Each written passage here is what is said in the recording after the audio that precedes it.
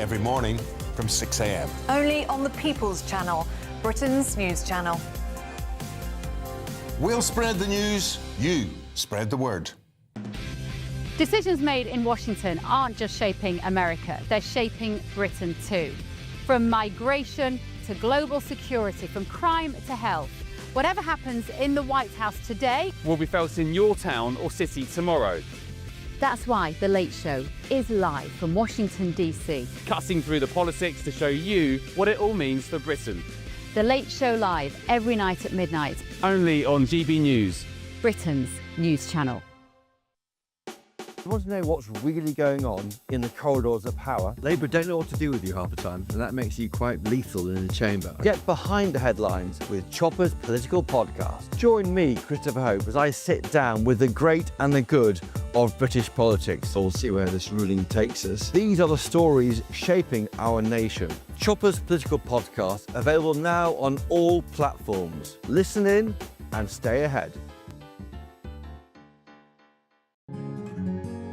A really important thing about GB News, and it's brought something completely different to the landscape. The mainstream is all about keeping the status quo as it is, ticking along quite nicely. They don't want to ask difficult questions. GB News exists because there is a desperate need for fearless journalism that puts the people first. GB News came on the scene as a disruptor, and it has always been a disruptor ever since. Journalism in this country has been a cosy world full of groupthink until now.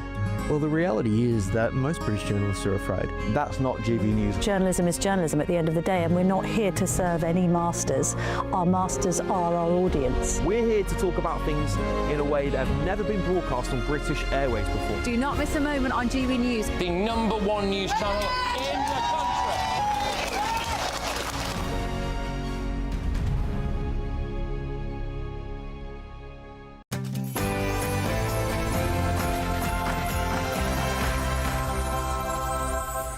Good evening, this is GB News. Up next, it's The Late Show Live with Bev Turner, live from Washington, D.C. Bev, what's on the show? Hi, Nana. Well, we've got a very special 3-hour show tonight. The President is addressing the nation. He's going to be leaving DC very soon to go and spend Christmas in Mar-a-Lago. So stay tuned, because who knows what he's going to tell us.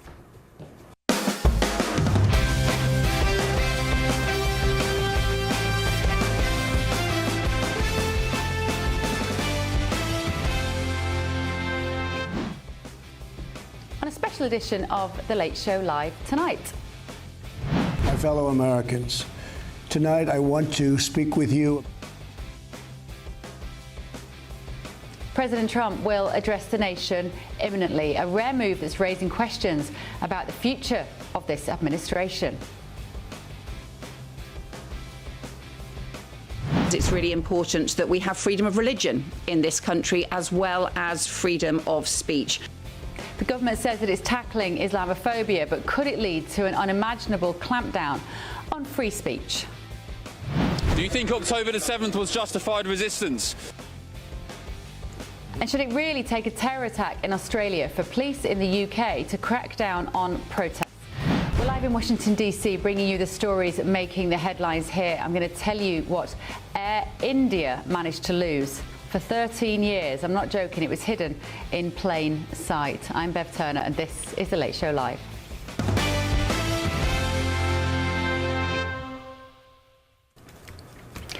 So, a big show tonight. President Trump is preparing to make a rare address to the nation. He's expected to reflect on his first year back in power, but more importantly, signal what comes next in 2026, in what could mark a major turning point for his administration. Here's a quick look at some of the moments that have shaped his time in power so far.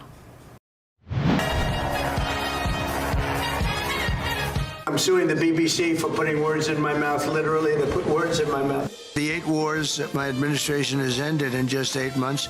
The European Union was formed in order to screw the United States. That's the purpose of it. We don't have men and women's sports. Europe is not the same place. Who are you with? Because you're asking such nice questions. GB News. Bev Turner from GB News. Very good. Come there. Is everything going good? Very good. That's very nice of you here. These people all came in like 20-minute notice. About the influence of China in Argentina? Border is secure, our spirit is restored. They've been invaded by a force of illegal aliens like... Are you affirming that you think President Trump is a fascist? I've spoken about... That's okay, you can just say okay. Okay. He did it very affectionate. Daddy, you're my daddy. I want to settle the war, get it finished. Because if I'm not here, nobody's going to settle it. That they don't know what the they're doing. Do you understand that? Of America, United Kingdom, 10%. And we'll go 10%. And I say, why is it we only take people from shithole countries, right?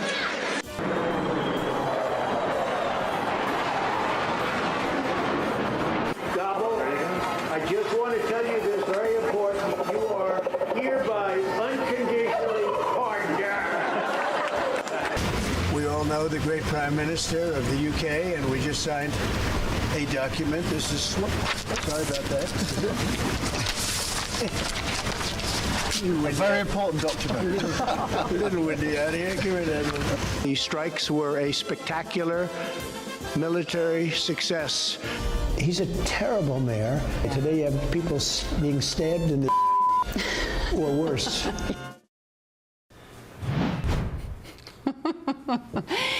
Well, a lot of highlights there from nearly 12 months in office. He's just fearless, isn't he? He's got no filter, and I have to say, I rather like that about him. I'm joined in the studio this evening by two of your favourites. Political commentator Stephen Kent is with me, and Democrat strategist Malbert Smith.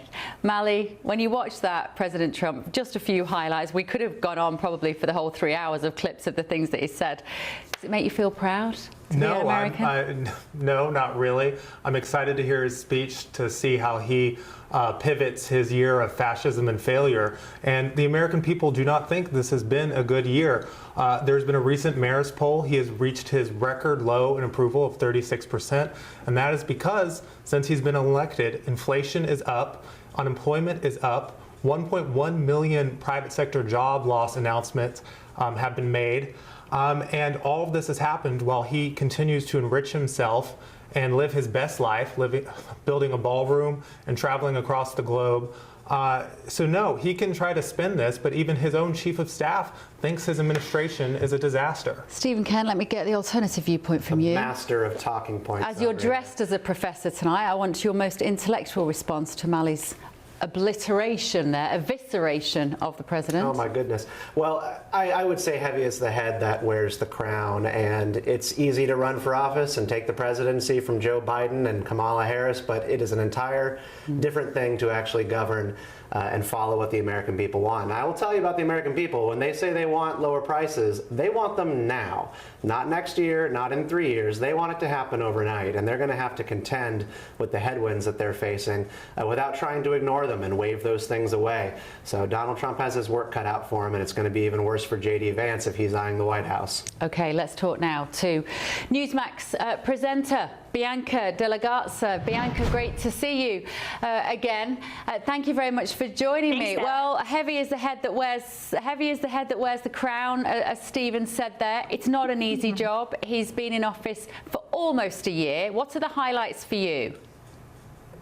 Well, I thought we had no king, so I don't think there's a crown here for President Trump. But I appreciate both of your panelists. Mally Smith was on with me a few hours ago, and he just said fascism and failure. I take obviously a completely opposite view. I would actually counter and fact check some of the things that they were talking about when it comes to our economy. And gas prices are now record lows, some places under $2.27. We have jobs creation. The jobs numbers now 64,000, better than expected. Inflation is actually down, plus real wages are rising. So we can get into all the nitty gritty and go back and forth of some of that. But the big broad strokes, which you put out so well, I believe, in that opening montage, is a man who's willing to put his hand and reach across the aisle, meeting with Putin, trying to settle a war that Joe Biden basically helped us get into.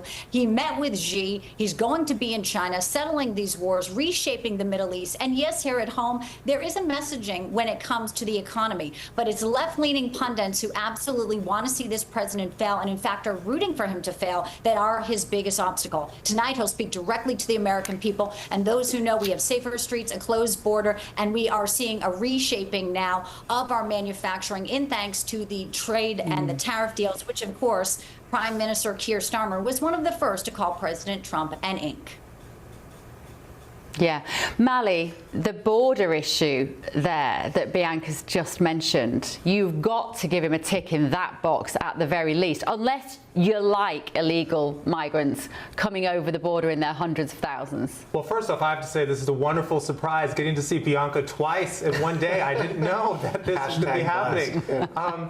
Look, I have a lot of criticisms of the Trump administration. I do think one thing they helped reverse is the crisis we had at the border. I think they deserve credit there. But I feel like there's a but coming, Mali. Come on, just give him that. Well, I was going to say, I would dispute some of what Bianca said on the economy, but I agree on the border when it comes to bringing down illegal border crossings. He deserves some credit there. I think the question, though, a lot of Americans have right now is what do we do from here? And I think there needs to be a pivot of we need to create a pathway for citizenship for illegal immigrants who are here, who are good citizens who haven't committed any violent crime, while focusing our resources on getting violent criminals out of our community. And hopefully that's something we can eventually pivot to. Yeah. Bianca, what do you think he's going to say tonight? Because yeah, go on. What do I think he's going to say? Yes, Bevan, and also I'd love to hear what your other panelists, Stephen, has to say about this when it comes to you know, the reason of what's happening in this country and the economy. Listen, Reagan had an issue with the inflation. It took him more than a year. They got trounced on the midterms. They finally got it under control. I mean, you can't flip on a switch. What he inherited from Joe Biden, it's not that easy. But we do see jobs coming back, manufacturing coming back. Tim Cook is no longer going to make iPhones in China. He's coming back here. Why? Because there is a newfound, I believe, respect for President Trump and alliances he have made. Believe it or not, all these people who now don't like him used to be really close with him and loved having him on. So the celebrities who are now coming out and fleeing, you know, at one point President Trump not only now can look at Jeff Bezos and say, yes, we're going to do a deal with him. And they're running a Melania documentary, and the trailer dropped today, and they hate it. Listen, tonight he's going to focus on the kitchen table issues. He's going to do it from the setting of the White House, the beautiful White House you see tonight. I urge people all across the UK to watch this. It's so important because you are our biggest ally, and we do want to keep this relationship, as I mentioned, with Keir Starmer, with trade on a front here, because let's face it, the world is stronger when both of our countries are allies and together.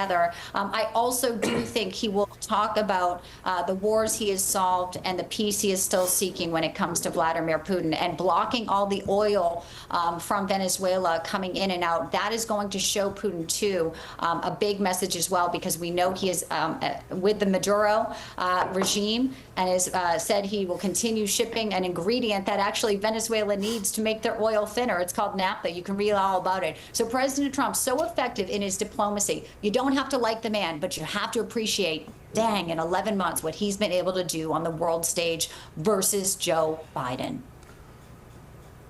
Yeah, I do think that what Bianca's laying out here is an incredibly active president who is actually able to contend with the rapid pace of change that we're seeing on a number of fronts, from foreign policy to technology to domestic issues. That really counts for something. What the president is going to have to thread over the next 3 years is he's going to have to address not just inflation, which he was able to help bring down by curbing government spending, the splurging of cash that was going out of the government under the Biden administration, but also take a hint on the policies that aren't working. Americans are feeling the crunch still of food prices and the grocery store. They still do not feel like they can sell their house and find a new one. And we're going to have to change policies. We're going to have to stop the nonsense with the tariffs and the unpredictability in the market that the president is constantly creating by his ideological commitment. One of his few ideological commitments is to the tariff issue, and it does not help to bring down costs at the grocery store.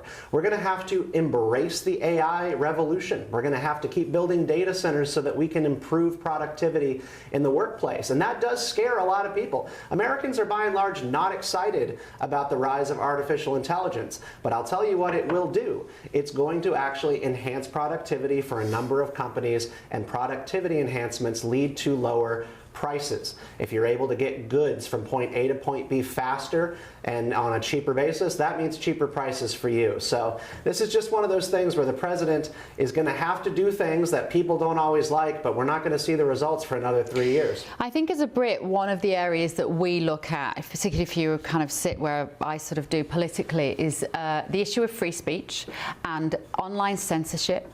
And he's quite muscular in that area in terms of pushing back against Europe, in fact, and against the UK, wherever he can, because it isn't easy policy in terms of cross borders, and he doesn't want to get involved with the minutiae of British government policy. But for instance, we were talking yesterday about the fact that this £3 billion tech deal that was the ink is barely dry. It was 6 months ago it was signed. It should be coming into fruition now, and he's put the brakes on it because he doesn't like the UK's position when it comes to online censorship and free speech.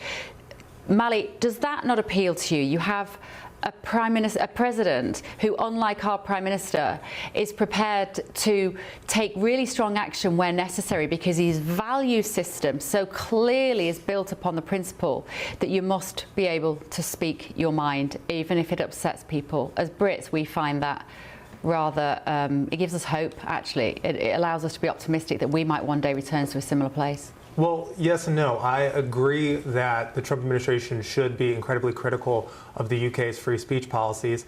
Stephen and I disagree on a lot. We pretty much always agree that we find the UK's free speech policies to be terrible.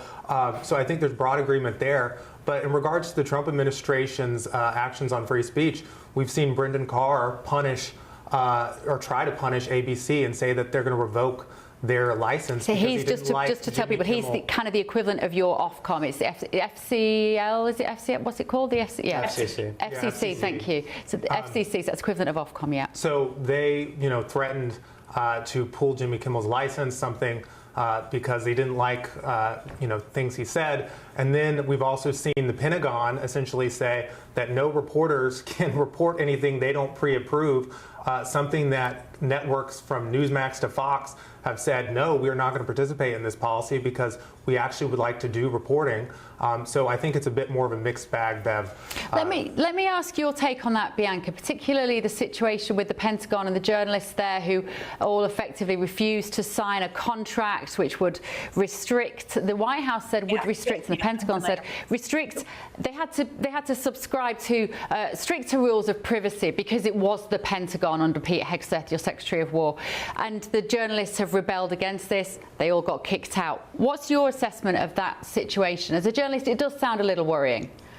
Yeah, of course. Two things here. There's free speech and there's freedom of the press. And the press is also protected by a lot of things that we are allowed to report. So I think, first, I would be very worried if I was living in the UK in regards to free speech. When you have somebody writing things in the air in international waters and then he is cuffed when he is taken off a plane, as that author is, I think you need to really look at that. As it comes to media, yeah, of course, that's not right. And as Mally so rightly pointed out, Newsmax was one of those that also opposed this. But I will say, all the clutching the pearls and manufactured outrage about some of the things when it comes to press. Donald Trump gives the press incredible access. And the day after that narco-terrorism vote, when people were really upset about what happened and were there survivors, he had a cabinet meeting.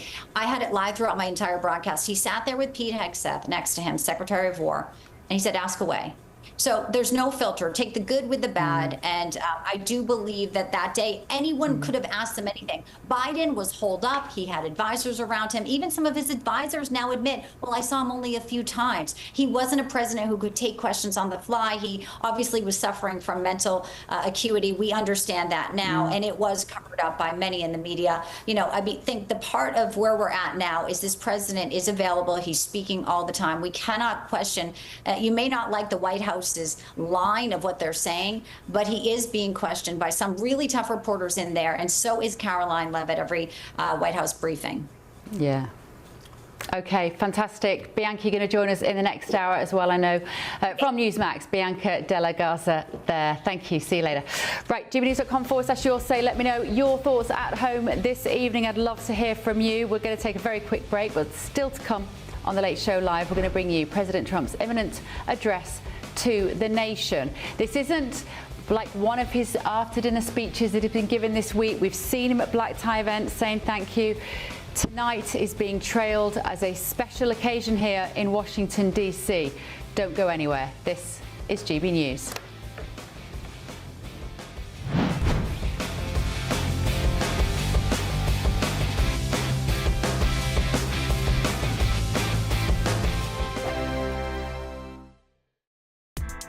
Join me, Nana Akwe, for an informative, interactive news programme with a difference.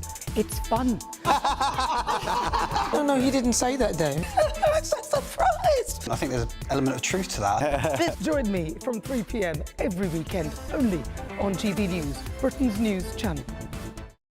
Hi, I'm Michelle Dewberry, and my show is your opportunity to cut through all the noise and dive in headfirst to some robust debates. Ideas clash. Situation, No, Because the failure is... You're deliberately avoiding my point. Nothing's held back. And if you think this is the end of it, wait for more. And we do not shy away from the difficult stuff. Sometimes I want to shake people and say, if only you understood. So join me on Jubes & Co. weeknights at 6 p.m, only on GB News, Britain's news channel. Britain was once the envy of the world, but look around. A nation that no longer knows what it is or where it's going.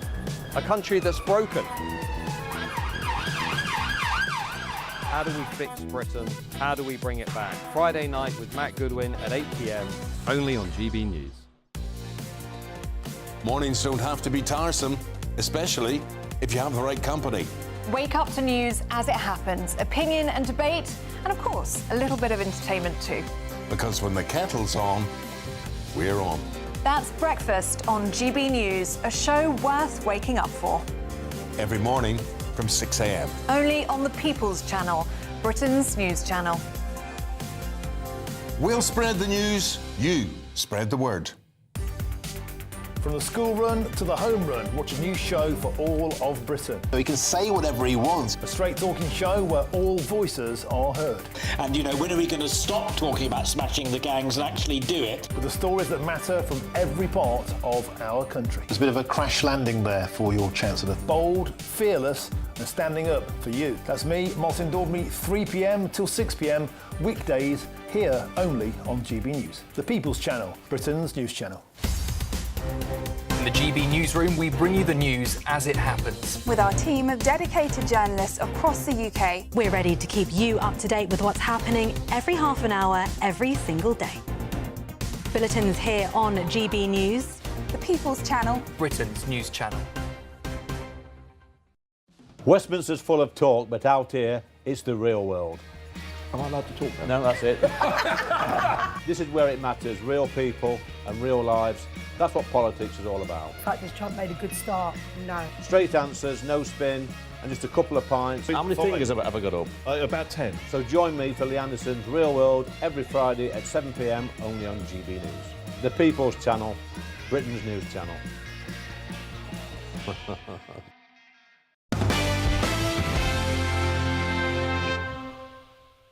fellow Americans, tonight I want to speak with you.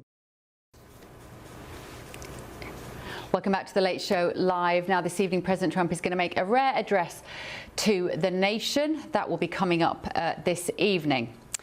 We're also going to be showing you the first clip from Melania Trump, the movie, which I'm sure my panel here are very excited about. Boys? No, So nothing. Nothing. It's the event of the season. Nothing. First of all, though, right, back to the UK. Freedom of speech in Britain could be under threat from what's being described as a sinister new Islamophobia definition. In the draft text reportedly submitted to the government in October, it states that anti-Muslim hostility is engaging in or encouraging criminal acts, including acts of violence, vandalism of property and harassment and intimidation, whether physical, verbal, written or electronically communicated, which is directed at Muslims or those perceived to be Muslims because of their religion, ethnicity or appearance. It is also, this is the definition, okay, we're telling you exactly what it is. It is also the prejudicial stereotyping and racialization of Muslims as part of a collective group with set characteristics to stir up hatred against them, irrespective of their actual opinions, beliefs or actions as individuals. It goes on. It is engaging in prohibited discrimination where the relevant conduct, including the creation or use of practices and biases within institutions, is intended to disadvantage Muslims in public and economic life. Boys, are you very clear about what that now means, Stephen and Mally? Because if you came to the UK and you said anything which fell under that definition, you could be in all sorts of trouble, Steve. Yeah, I mean, it basically, to me, just sounds like legalizing the idea of being polite. The problem is that I don't believe that you can trust the British government to take everybody at their word when they mean no harm. You're going to have a situation where people say things that are culturally inept, clumsy, dumb, and we've had some contentious conversations on this network about this very issue and the impact of Muslim culture on Western societies. And it is going to create a situation where the government is going to be going after everyday people who lack the ability to get around some of the most, edgy issues. That is such a good point. That is such a good point. Do we need to police language in this way, Mally? No, look, I'm all for pushing against the phobias, whether it's Islamophobia or any other phobia, but here's the thing, I don't trust the government to be the arbiter of that. And I also think it's very important for people who might be completely down with the idea of like, look, we need to push back on Islamophobia or whatever phobia you might be worried about. But if you go down this road where you're saying the government needs to do that, think about when you have a government that comes into power that you disagree with, they're going to use some sort of definition of a phobia or of an ideology that you might agree with and use that to clamp down on speech. Yeah, Mally, if they do you dislike remember the Anti-Semitism Awareness Act that came up in Congress last year? So this was like a response to the October 7th attacks. Congress wanted to pass a law about anti-Semitism awareness, but embedded in it was a definition of what anti-Semitism is, which really disadvantages anybody who wants to criticize the nation of Israel on college campuses in the United States. And that was something that divided Republicans right down the middle. They wanted to do the right thing for a group that was having a moment of struggle, but in it was embedded a definition that bars you from being able to speak about tough issues. And this is all a result of uncontrolled immigration. You wouldn't be having this conversation in Britain if you hadn't lost control of your borders. Well, let's talk now to journalist David Shipley and also political commentator Fahima Mohammed. David, it's your article in The Spectator, I've got it here, talking about the anti-Muslim hate definition will be bad for free speech. What does that mean, David? Well, I think there's a couple of reasons it's disturbing. The first is that although this definition won't be statutory, it will be used by public bodies. And we've already seen this year that public bodies will stretch far beyond the law in terms of who they allow to hold roles. So people have been banned from teaching sport to kids because they've been accused of saying something unacceptable on Twitter, for example, and then found not guilty. So that there's we're seeing huge threats to freedom of speech, creating a new set of codes saying, if you criticize Muslims in certain ways, if you describe Muslims as a group in certain ways, that's bad, will be used against people to lock them out of society. Where we've already seen as well that the Crown Prosecution Service have an instinctual pro-Muslim bias. So they are aggressively pursuing a blasphemy code, which they're trying to enforce by prosecuting Hamid Koskan for burning a Quran. Even though he's won his appeal, they're now spending loads more money to try and appeal the appeal. And, what we would see with this last bit of the definition is almost certainly a unwillingness to confront Muslim cultural practices, things like FGM or first cousin marriage, which we're already again seeing certain parts of the state pushing in favour of. And I think all of that together is really chilling. And we don't need these codes. We've got enough restrictions on free speech in this country already. OK, let me bring in Fahima. Good to see you again, Fahima Mohammed. I was pleased when they said you were on tonight because I know you always put up a very big defence of this issue. So why do we need this new definition?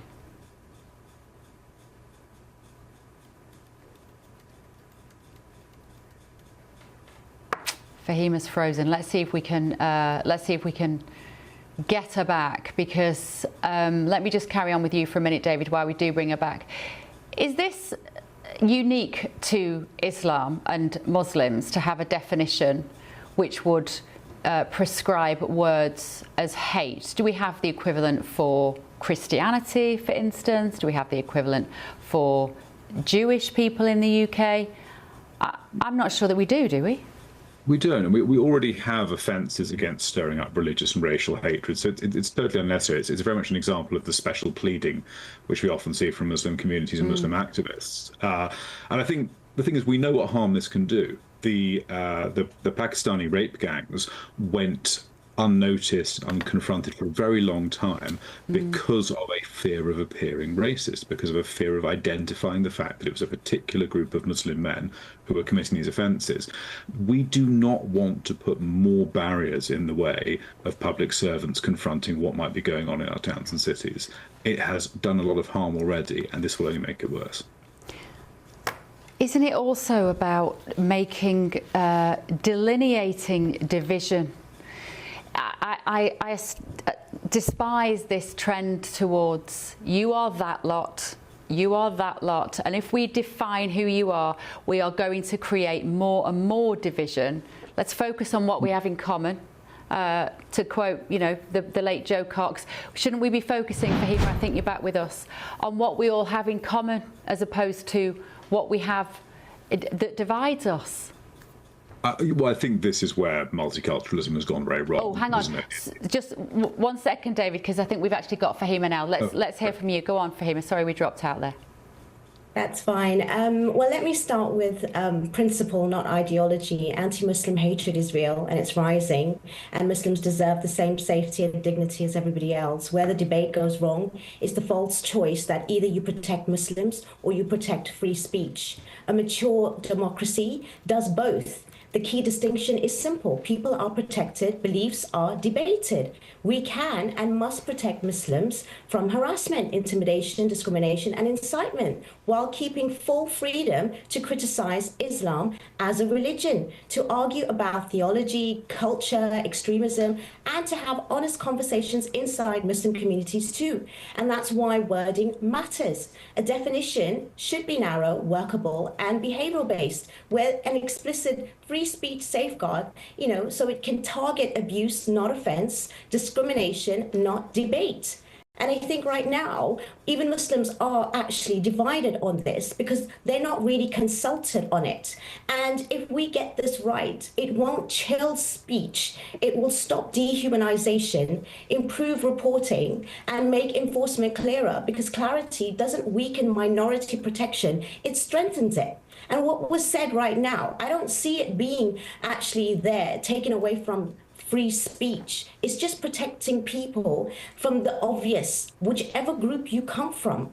You know, at the end of the day, the UK law already distinguishes some protection, but the rise is going higher and higher for the anti-Muslim hate and the targeting people with hostility, harassment, and discrimination because of their identity. So the Muslim communities also are very plural. So do you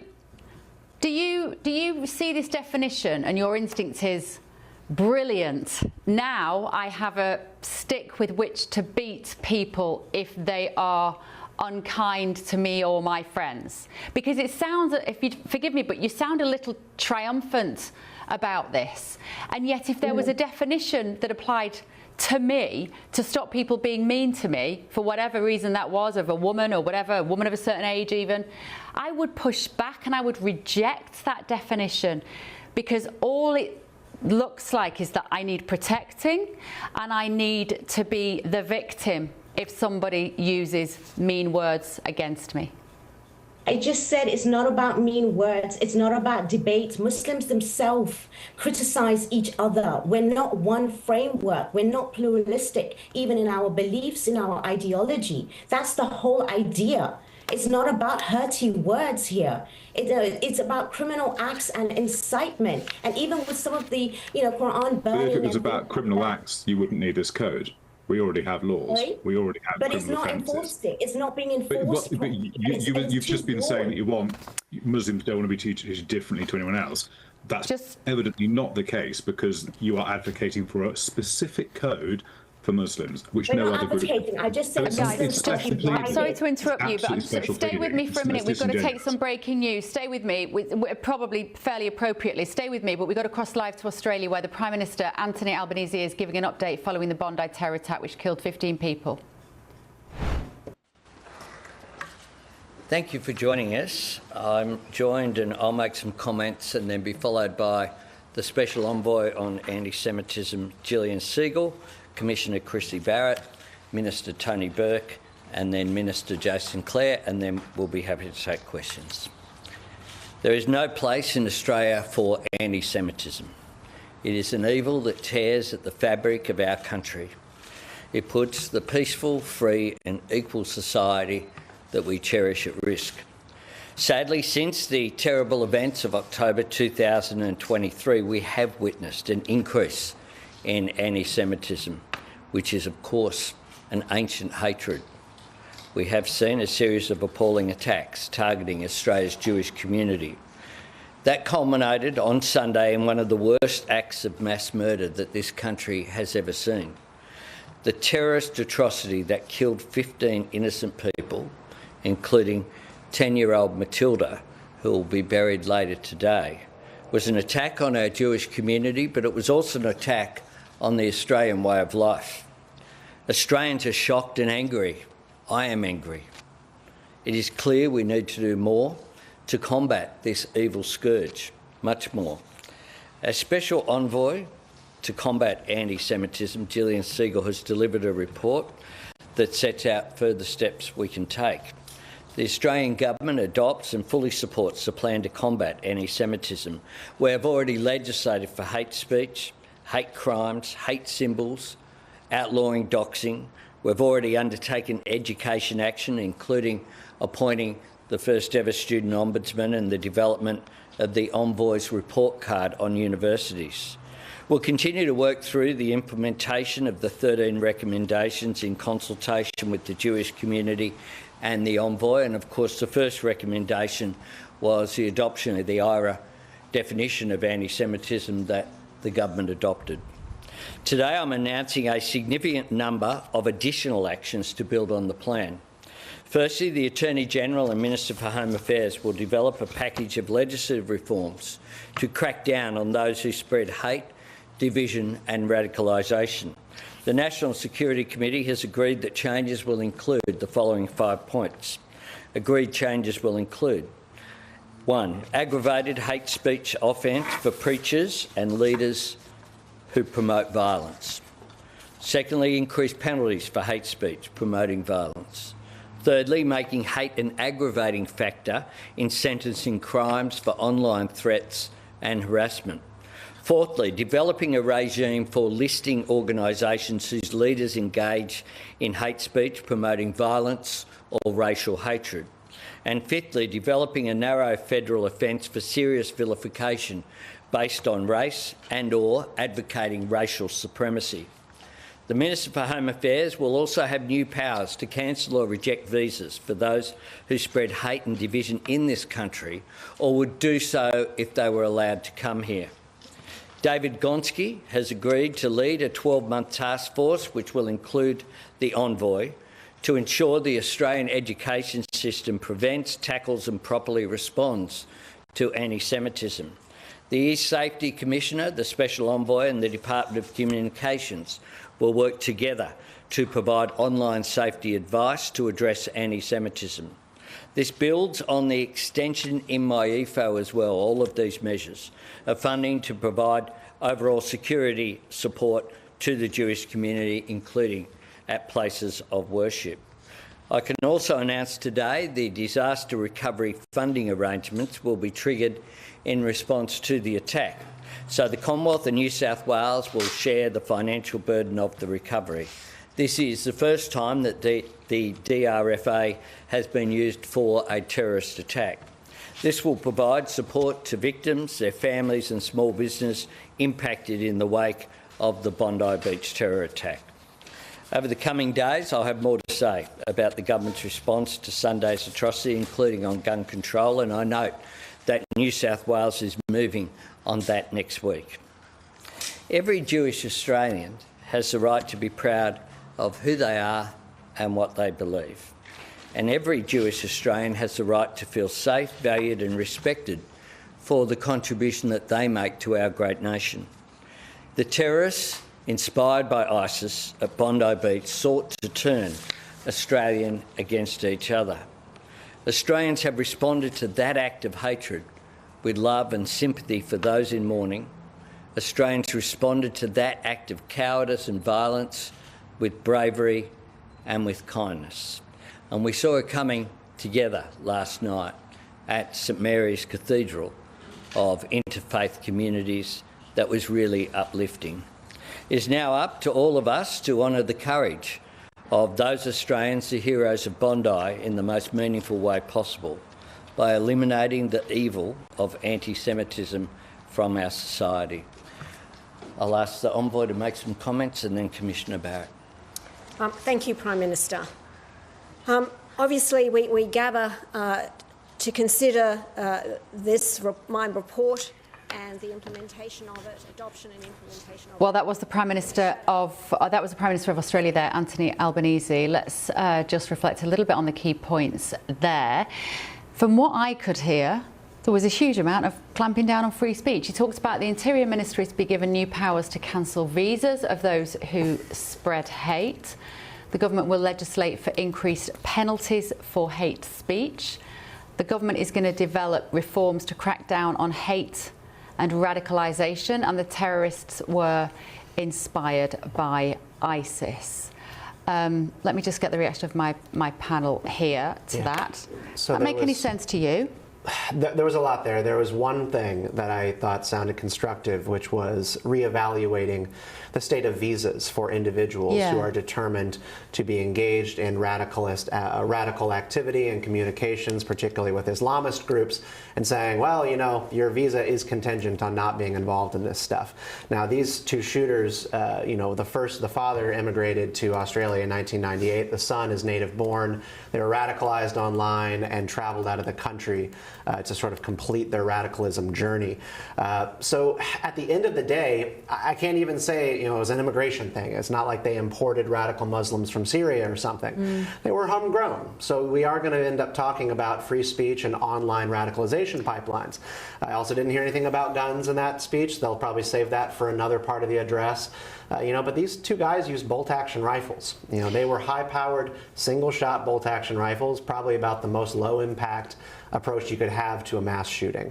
But the son was, as you say, born in Australia, but was on the terror watch list. Yes. So he'd been alerted to authorities, and yet his father was still allowed a license to hold a gun. And his father's immigration status was also ambiguous. He'd seemed to have slipped through various visa nets, put it that way. He wasn't officially a citizen of Australia even at this stage, was he? And I would say that all of those things are part and parcel of a fear of being seen as Islamophobic.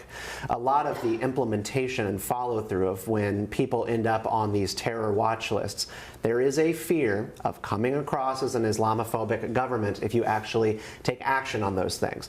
To have somebody on your terror watch list for Islamic radicalism and then to move them out of that category into not deemed a threat, that makes no sense to me. How can both of those things be true at once? Did I hear him say Islam? Did I hear him say the word Islam in that once? I don't. He talks about being connected to ISIS. I don't know if he said anything about Islam. He said so basically ISIS-inspired. treating ISIS like it's just any terrorist group. It's like he could be involved in the Irish IRA, right? It's just a terrorist group, not an Islamic ideological And in fact, the group. son, the younger of the two, was known to attend lectures, preaching, however you want to describe it, at the local mosque with one guy that was on the list for talking in extreme ways about Islam and peddling a fundamentalist ideology.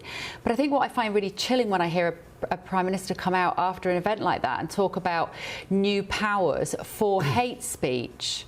Well, hang on a minute. Don't restrict the freedom of innocent people who aren't going around massacring Jews on a beach. Why does everybody have to get pulled into that awful world in which we have to be constantly censoring what we say? Yeah, I don't love the idea of we're going to crack down on speech and we're going to curtail more things that we see as hate speech.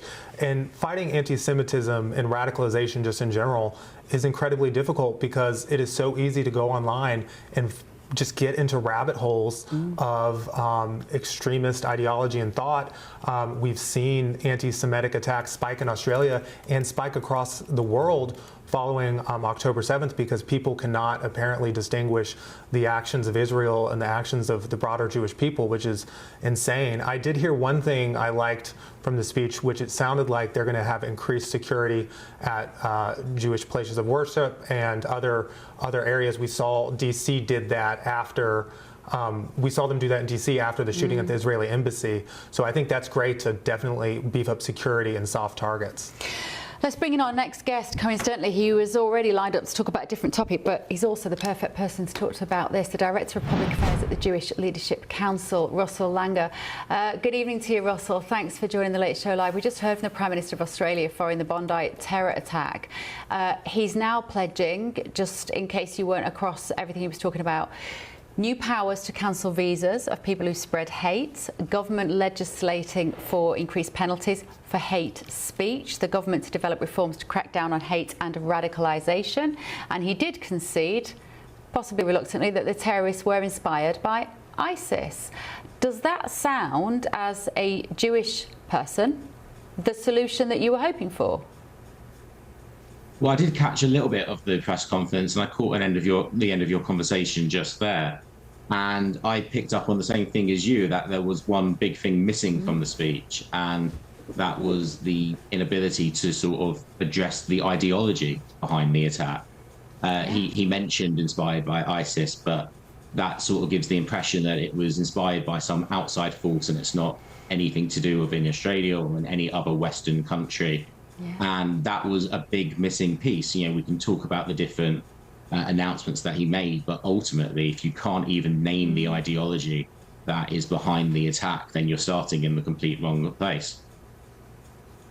Yeah, and it looked to me like a distancing exercise, Russell, as you just said then. This is a Middle Eastern problem. This is something that happens where ISIS exists. They don't exist in Australia. Well, I'm sorry, Mr. Albanese, you have clearly got a problem that you have allowed to fester. What is the response now, the reaction from the Jewish community as the dust settles on those horrendous events in Bondi? Russell, how are you feeling at the moment about the persecution of Jews in multiple countries around the world? I think there's just relentlessness. We're talking about the attack on Bondi Beach this week. We could still be talking about the aftermath of the attack in Manchester 2 months ago. Those in the studio just now were referring to attacks in the USA earlier this year. This is, we're sort of done being shocked by this. It's just a regular occurrence. It's just something we're used to. This week, it's still Hanukkah. The attack that took place on Sunday was the first night of Hanukkah in Australia. Hanukkah came in later that day in the UK, and people have been gathering out on the streets to celebrate our festivals, but once again that has been marred by this attack. And ultimately, I think that's been coupled with this idea that the answer just isn't building higher walls, building thicker doors outside our places of worship. We're done with that. When I was in Manchester 2 months ago, the day after the attack, I saw a real anger that I'm just sort of not used to from my community. And I think that anger and frustration came from this place of, we're tired of just this normalization that the answer is security. We're just going to secure the Jewish community. We're going to build higher fences, build thicker doors, bulletproof windows. It's not enough. We need to actually tackle this underlying threat. What are the ideologies behind it? What is the strategy to tackle that? We've normalised this idea that Jews need to live behind fences, and we need to stop that. Yeah. OK, Russell, thank you so much. Great to see you this evening. The Director of Public Affairs at the Jewish Leadership Council, Russell Langer there.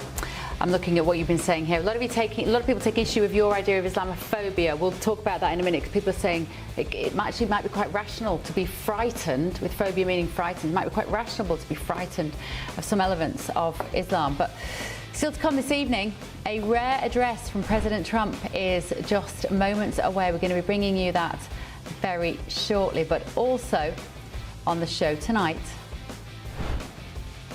We welcome as a government the clarity that the Supreme Court have delivered, and that sex is determined by biological sex. So this is breaking within the past few minutes. Bridget Phillipson, there, the Education Minister. But could schools be breaking the law by forcing girls to share changing rooms with boys? This is based on one very interesting case which is going to court. Don't go anywhere. This is The Late Show Live with me, Bev Turner, only on GB News.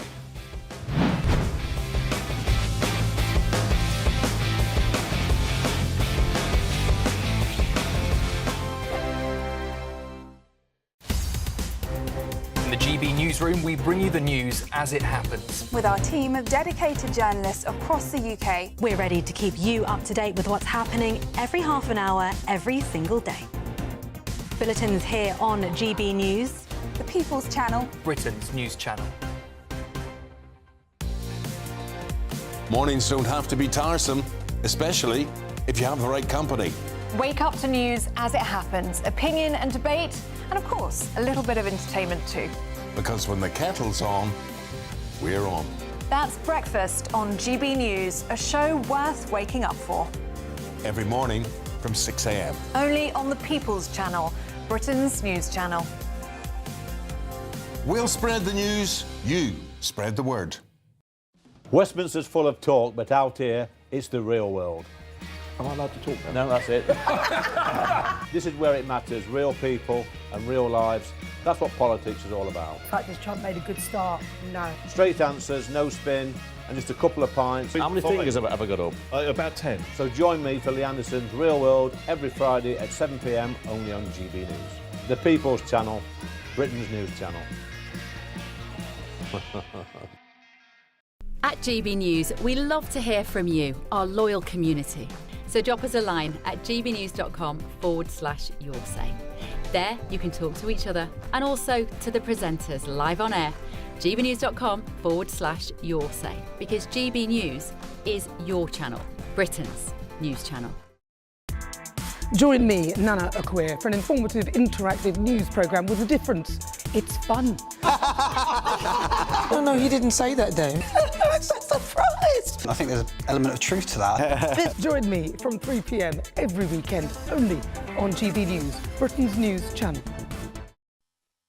You want to know what's really going on in the corridors of power? Labour don't know what to do with you half the time, and that makes you quite lethal in the chamber. Get behind the headlines with Chopper's political podcast. Join me, Christopher Hope, as I sit down with the great and the good of British politics. We'll see where this ruling takes us. These are the stories shaping our nation. Chopper's political podcast, available now on all platforms. Listen in and stay ahead. Hi, I'm Michelle Dewberry, and my show is your opportunity to cut through all the noise and dive in headfirst to some robust debates. Ideas clash. Situation, no, isn't it? No, Because the failure is you're deliberately avoiding my point. Nothing's held back, And if you think this is the end of it, wait for more. and we do not shy away from the difficult stuff. Sometimes I want to shake people and say, if only you understood. So join me on Jubes & Co. weeknights at 6 p.m, only on GB News, Britain's news channel.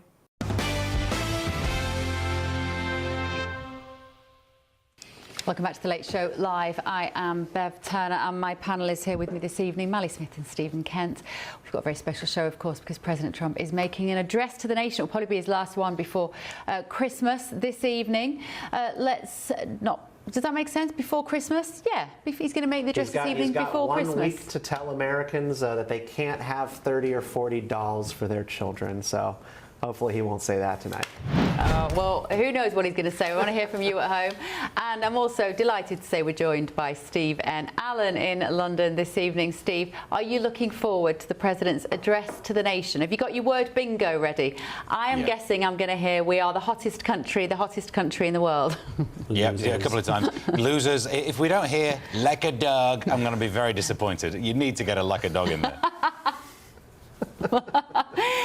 Right, let's have a look at the front pages of the British newspapers, shall we? Right, a varied bunch again, Steve. It's been a funny old week I kind of like these weeks when there are so many different stories going on the front page of the paper. But is there anything you particularly want to talk about in our first section right now. Yeah, there's two stories. The Telegraph and the Mail both go with effectively the same story, but with different numbers. The $8 billion cost of EU student exchange, but it's $6 billion if you're looking at the Daily Mail. So it makes me think we don't know exactly what the cost will be.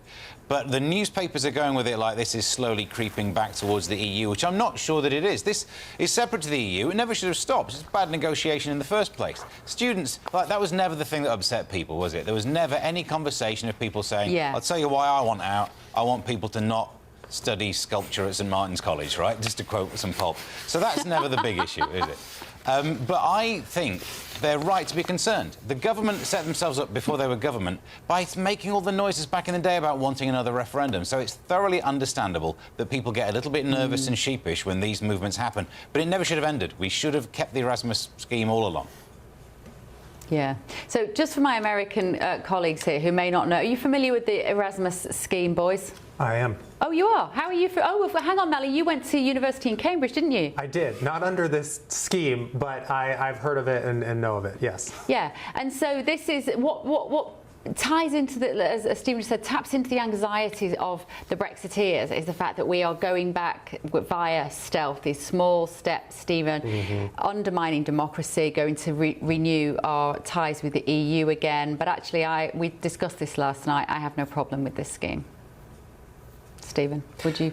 Yeah, I mean, I think I've said on this network a couple of times, I imagine the British people are incredibly angry that they put together this massive push to exit from the EU, and really nothing particular has changed. And these slow and steady steps back into the status quo without calling it what it is pretty deeply disturbing from a democratic standpoint. But at the end of the day, students being able to go into Western Europe and study doesn't seem to be at the top of the priority list for me in terms of getting Britain back to being great again. Yeah. OK, Steve, sorry it was short and sweet, but we have got 3 hours with you tonight, so you will be talking to us in just a little while. Steve and Mally, thank you as well for now. We're going to take a very quick break to have a quick look at the weather, but stay with me.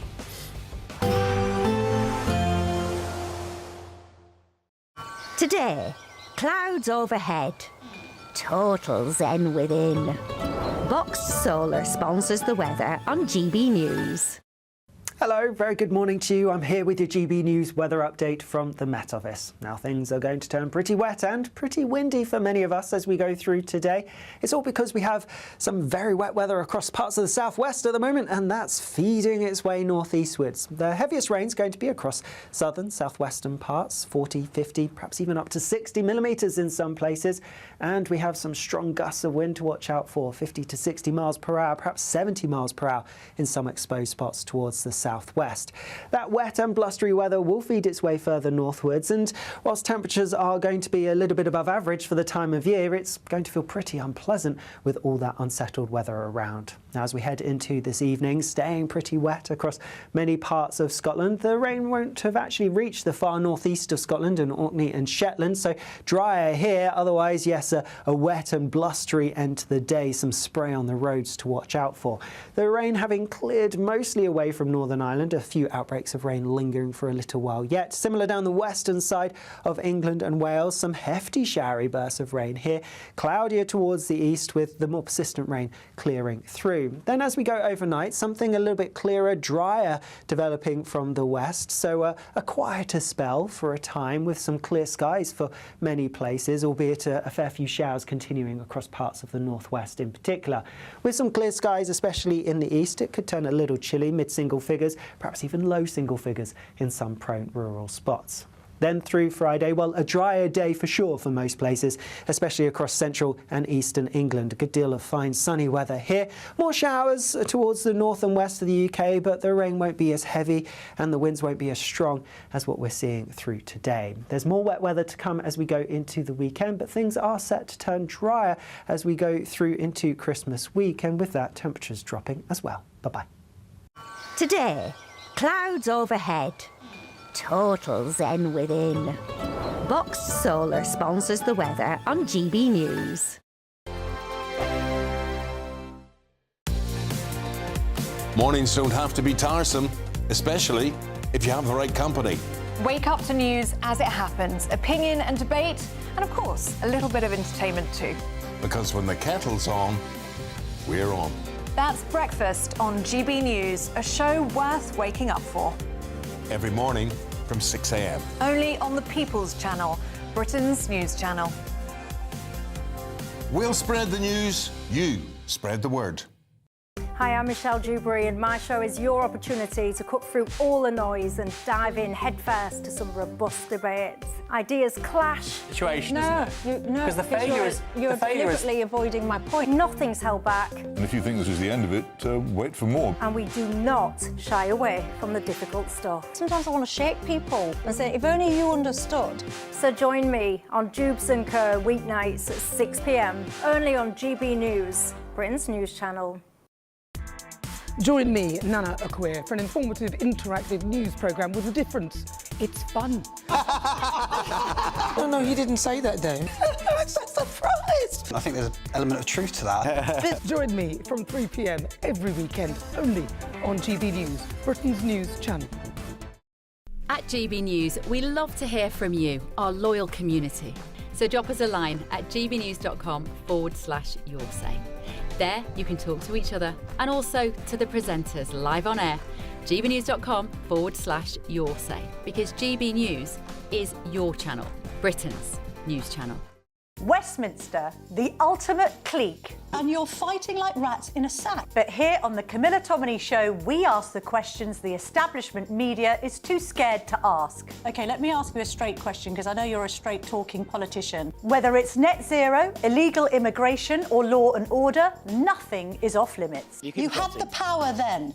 Yeah, as I And say, now you've lost it. That's the Camilla Tominey Show, a politics show that's fearless. No, let me finish my question if you don't mind, because it is my show. Sundays at 9:30, only on GB News, the People's Channel, Britain's news channel. From the school run to the home run, watch a new show for all of Britain. He can say whatever he wants. A straight talking show where all voices are heard.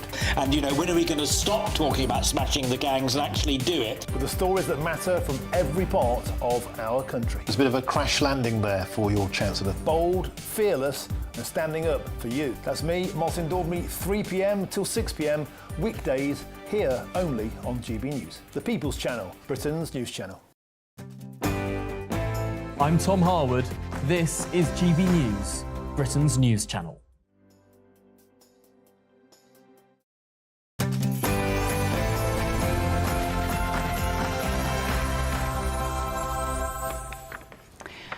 In this hour, a story about a landmark legal case which could save your daughters from having to change with boys at school.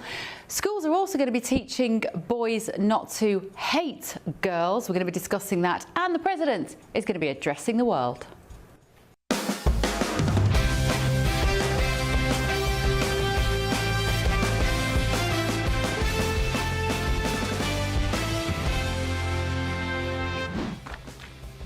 Tonight on The Late Show Live. My fellow Americans, tonight I want to speak with you. Well, that was in 2020, but tonight President Trump will address the nation, a rare move that's raising questions about the future of this government. What are they going to promise the country for 2026? And also breaking within the past few minutes, Australian Prime Minister Anthony Albanese confirmed the Bondi terror attack was ideologically driven by ISIS and says that his government will introduce new legislation to crack down, you guessed it, on hate speech, and also to introduce powers to revoke visas for those who seek to promote division.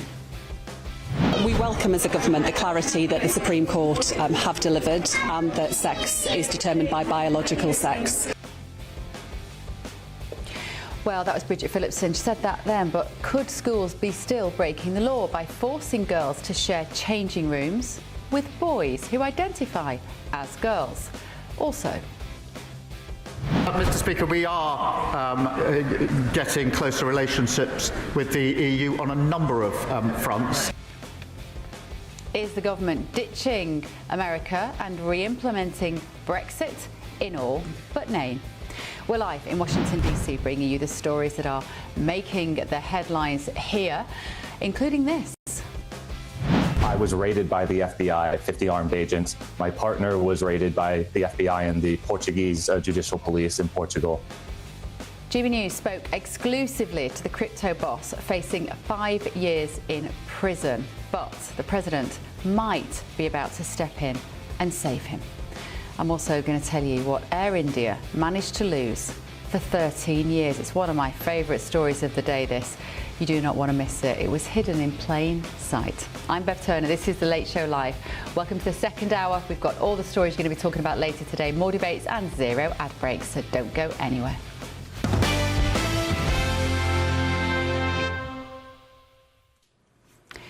So breaking as we pass into the next day, I was going to say after midnight, but it's 1 o'clock in the morning there now, of course, in the UK. The government is saying that misogyny is taking hold in classrooms. The Knight wants schools to step in.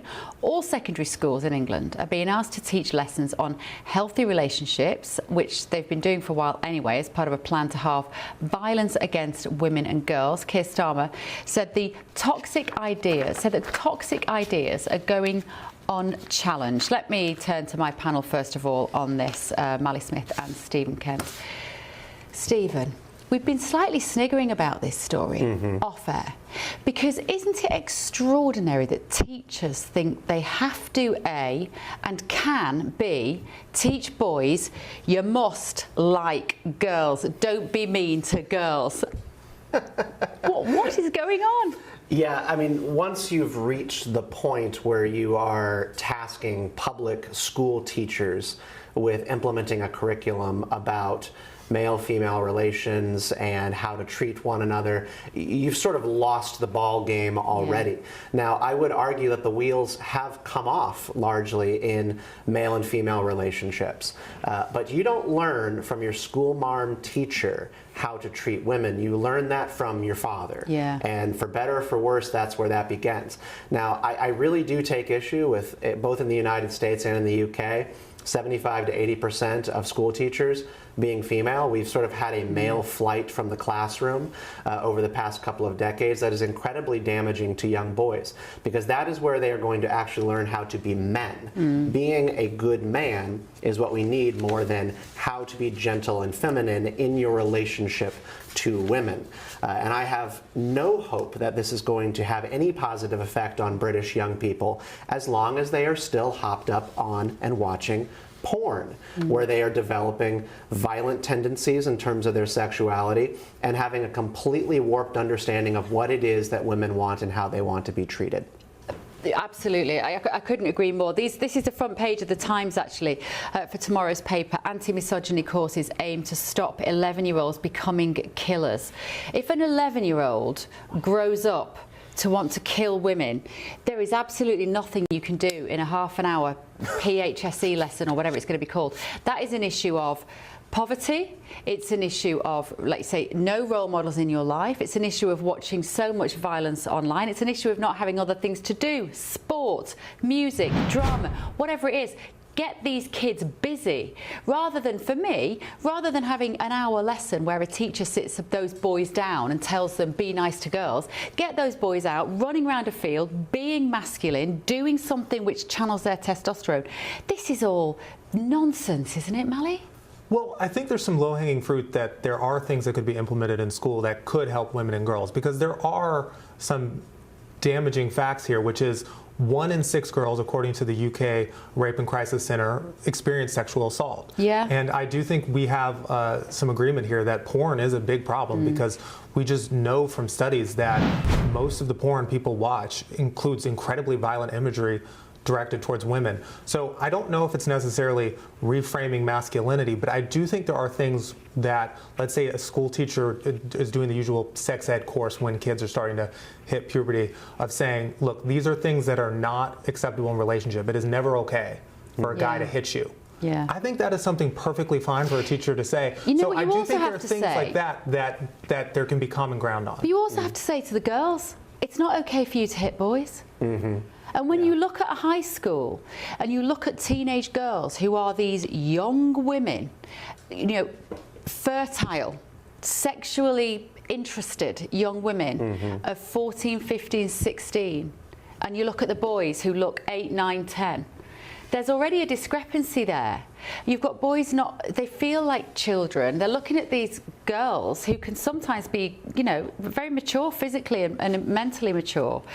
This is not the solution, is it? Yeah, I think something that we haven't figured out how to talk about in the West is the out of balance power dynamic that goes on in, we would say, middle school and high school. I'm not sure how you would refer to it in the UK. High school, yeah. Yeah, but I mean, with young girls sort of leaping ahead of young boys, both in their intellect, maturity, physicality, and then boys do this rapid catch-up act at the end of their childhood and into early adulthood.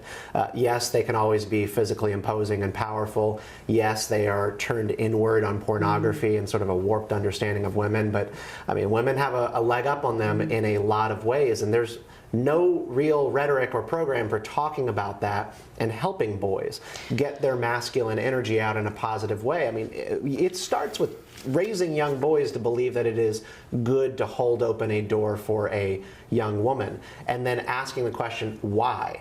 If you can't even impose that because that is some sort of toxic masculinity, which the Me Too movement did instill, the very simple things like holding open a door is somehow misogynistic, how do you expect them to do anything good?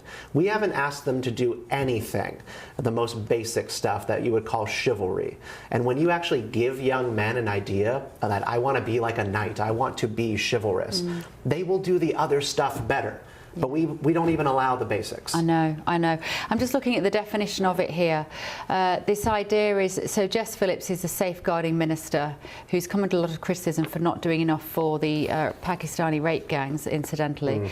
She's pledged to deploy the full power of the state to introduce the largest crackdown to stop violence perpetrated against women and girls. Oh, when I hear about the state used in that way, it just makes me very deeply uncomfortable. What about the family? What about the family? They'll never point the finger at the family, this government. It's always the state is the solution to all the problems. Well, but I would say, too, there is an element that the state needs to play a role, because in most domestic violence situations and in most situations where violence is perpetrated against women, it's not because some stranger comes and hits them or rapes them. It's inter-family dynamics. So I do think there has to be an element of where the state and the government has to come in and provide victim support. But isn't that policing? Sure. Isn't that called policing? Shouldn't we have more police officers who can address domestic violence? Sure, but I'm just saying, I think the trouble I have with this is we're saying the family needs to be the nexus of reform, which I agree, we can do a lot of things to strengthen family. But if the abuse is coming from within the family, sometimes you're going to need to have a government program to step in there. That's what I don't even understand what this is meant to address, because sort of like how the Australian government is talking about what happened in Bondi Beach, we're not talking about what is this really about. If we're talking about the fallout of the rape gangs controversy, which is a result of uncontrolled immigration and an ability to talk about some of the aggressive, hostile elements embedded in Islam and Muslim communities against white girls in the UK, that's one topic. But is this about that Netflix movie? Adolescence. Adolescence. Is this just about adolescence? Or is it about your previous point? Is the fact that now that we have so many young boys living in the country from cultures which don't value women in the same way? I remember going But you're not allowed to say that. You're not allowed to actually Well, they're not saying it, but you're that. right. Yeah. You're right. That's kind of the elephant in the room. When I've been to Islamic countries, when I remember being in Turkey, oh my word, I had never had the amount of the men that click their teeth at you when you walk down the road or go like, because you're a woman and you're a Western woman. That's just their culture. So if those boys in the classroom are then doing, to the girls and feeling their bum or whatever it is and thinking that they have some sort of ownership to them, maybe that's why the UK now needs to teach that is not what we do in the UK. Again, like with the adolescence factor, this is all sort of talking about Andrew Tate-ism and young boys' interest in this sort of YouTube personality without actually naming the elephant in the room. Not having any sort of constructive agenda for what a good man looks like in society sends people and young boys online into these spaces where they'll give them something. They'll tell them how to be a man, and it's usually quite disgusting and gross. Starmer's said, we too often toxic ideas are taking hold early and going unchallenged. What idea? Get them moving. Get boys blooming well moving around a sports field. They'll soon feel better about themselves, and then they all, or theatre or music or drama, whatever it is, then they will stop feeling so bad about themselves they have to take it out on teenage girls, which is where it comes from. It's a lack of confidence and a lack of self-esteem. Right.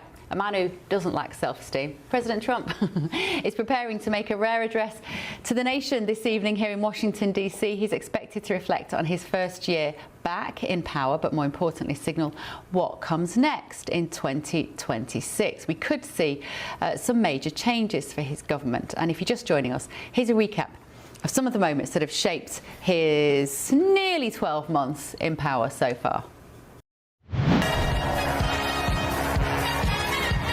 I'm suing the BBC for putting words in my mouth. Literally, they put words in my mouth. The 8 wars that my administration has ended in just 8 months. The European Union was formed in order to screw the United States. That's the purpose of it. We don't have men in women's sports. Europe is not the same place. Who are you with? Because you're asking such nice questions. GB News. Bev Turner from GB News. Very good. Come there. Is everything going good? Very good. That's very nice of you here. These people all came in like 20-minute notice. Heard about the influence of China in Argentina? Border is secure, our spirit is restored. They've been invaded by a force of illegal aliens like... Are you affirming that you think President Trump is a fascist? I've spoken about... That's okay, you can just say yes. Okay. He did it very affectionate. Daddy, you're my daddy. I want to settle the war, get it finished. Because if I'm not here, nobody's going to settle it. That they don't know what the they're doing. Do you understand that? Of America, United Kingdom, 10%, and we'll go 10%. And I say, why is it we only take people from shithole countries, right?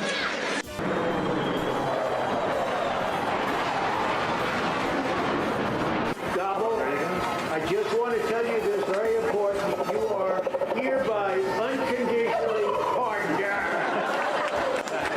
We all know the great Prime Minister of the UK, and we just signed a document. This is... Sorry about that.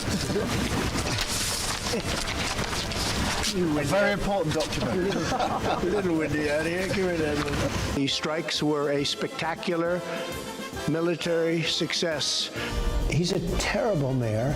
Today you have people being stabbed in the or worse.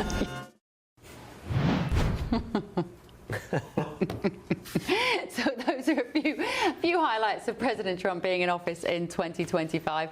I mean, regardless of whether you love him or hate him, you cannot deny that what you see is what you get, and it is so refreshing, Mali. We were just talking then about the incident with Mamdani in the Oval Office, and I just loved that. Well, it's got to be refreshing because we've also seen on air him fall asleep in multiple events. He fell asleep in his cabinet meeting. He's fallen asleep on many press conferences. The guy doesn't stop working. He's Except 79. for he's asleep on the job. Oh, no, you're joking. Biden literally had to be stood up next to a Zimmer frame. We talk about Trump derangement syndrome. Sometimes we got to talk about Trump sycophant syndrome. We literally have on video him asleep. None of those clips were in that great little montage, but he was asleep on multiple different events. No, I don't think. I mean, you can level criticisms at him, but not the fact his energy blows my mind. Except for when he's asleep. Yeah, but I've been on trips with him and he doesn't sleep. Probably struggling to distinguish between the couple incidents where he's fallen asleep in different board meetings and then all these AI generations that are floating around on Twitter. And there's a lot of that going on. But this is the most busy president that we have seen, well, in the last 4 years. Again, Joe Biden did not have a phone call with President Putin for 4 years of a hot war that he said that he was going to try and stop. Best thing that he has done, though, that Mamdani meeting. So that was really interesting. Not just because he loved all over this guy, because Mamdani won, and he likes to back these winners. Let's just remind our British viewers who may not be as familiar, this is the very left-wing socialist mayor that was just recently elected in New York. Yes, yeah, and we got our own communist mayor of New York City now. Very exciting. So, I mean, he loved all over this guy, Zohran Mamdani, as he came into the White House, said great things about him, and outlined that, excited to work with you because he loves New York City. But also, but they've when been he's asked slagging to each call other him a off fascist, before. I know, but like he calls him a fascist all the time, and so when the press is like, "Do you think this man is a fascist?" he says, "Go ahead, just say it. You're going to call me that as soon as you leave the building, so just call it to me now." Yeah, it was wonderful. This is how you do politics. Yeah. You've got to admit that was pretty cool. Well, two things. First, it's not AI. You can see the multiple videos of Trump asleep. Oh, there's plenty out there. Second, Mamdani Trump meeting was incredible minutes later, and they were hyping this up like it was going to be World War III. And then Trump threw such a curveball there. But I think there's something about Trump that is true to his essence, which is he is incredibly transactional, and he is also he is a fighter when it comes to like TV and on Twitter. But if you meet him because of his real estate and game show vibe he's incredibly nice to you. Yeah, of course. And Mamdani, Republicans might hate to hear this, there's a reason he won. He is also incredibly likable and charismatic. So it's not surprising to me if you have two people who can turn on the charm once they got there, started to like each other. I think that's going to be a high watermark in their relationship. I think when they separate, they might realize they don't like each other, and they're going to have to come and touch grass again in person. Flattery is a valid tactic. Do you think that's the difference, though, between Trump in his first term and Trump this time? Because I can't think of a specific incident, but I think there was a sense with Trump Mark I in which if he had been, if he had beef with somebody and then he saw them face to face, he wouldn't drop it in quite the same way that he did. What I'm saying is he more mellow, Trump too? So I think this is on a grading on a scale, but I do think Trump too is more mellow in that he feels more comfortable in this administration than he did in Trump 1, where he was very much surrounded by establishment Republicans. There were knives out around every corner. By and large, he has a team that he trusts, and I think the whole Susie Wiles thing in Vanity Fair is a little bit of an aberration from that. But he has a team that he trusts, and he has been more himself. A little bit more charming, a little bit more at ease, and then all of a sudden he's up at 3 a.m. saying horrible, horrible things about Rob Reiner, and you just don't know what this guy's going to do. Just on that point, I saw some people online who would ordinarily be very pro-Trump also criticise that message about Rob Reiner. And for people who don't know, he's the director who died, the movie director, and he certainly despised President Trump when he was alive, and Trump said that his derangement syndrome had somehow contributed to his demise. There's a basic empathy test, which is if someone is horrifically murdered, maybe express your condolences and don't make up crap and attack them. And Trump failed that. And Trump fails many basic morality tests all the time.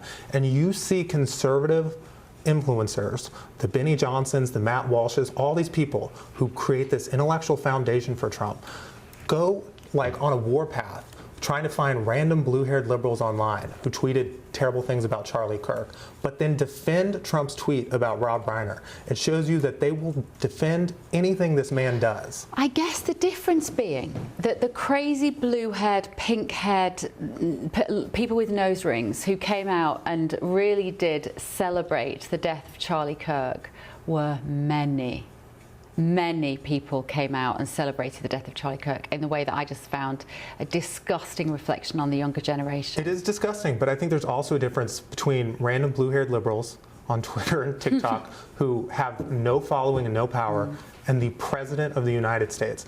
And it used to be that the Republican Party talked about moral standards. We've just in this conversation had a lot of talk about how we need to build up the family, but not being able to condemn this basic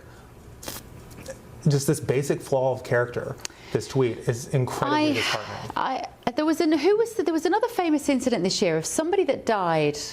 Well, it was a woman who he had a long-standing acrimony with, and she died. And somebody put a microphone under his face and said, "Have you heard that such a body has passed away?" And he said, "Oh, really? I will Google it on our next item."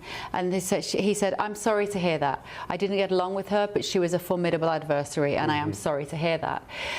I wonder whether it's something to do with. It was Ruth Bader Ginsburg. I thought it was. I was thinking it was Supreme Court Justice Ruth Bader Ginsburg. First term. And she was that in his first term? No, I'm sure that was this term. I'm not sure, but I think to your point, it was first term. 2020. There are erratic versions of Donald Trump that I just wonder whether social media doesn't always play well. I don't rightly understand, because there are these moments where he rises above petty drama and conflict. And then when Rob Reiner dies, who honestly, like as a political force, relatively insignificant to his life, he pops up on MSNBC every now and then to say some things about how he likes Democrats, but then to be that vicious in the middle of the night after this man is stabbed to death by his own son, it doesn't quite make sense. And it's one of those things where I go, insanity. Like that's an insane behavior. But this is a man who is sober and doesn't drink. It's really crazy. Yeah, and maybe it's you just can't, you know, with that sort of temperament, that lack of filter, occasionally some things are going to slip out which don't land well. Your true personality. Not the true personality, just part of a complex personality. Oh, aren't we all? We're all very erratic, complex. Nobody's perfect.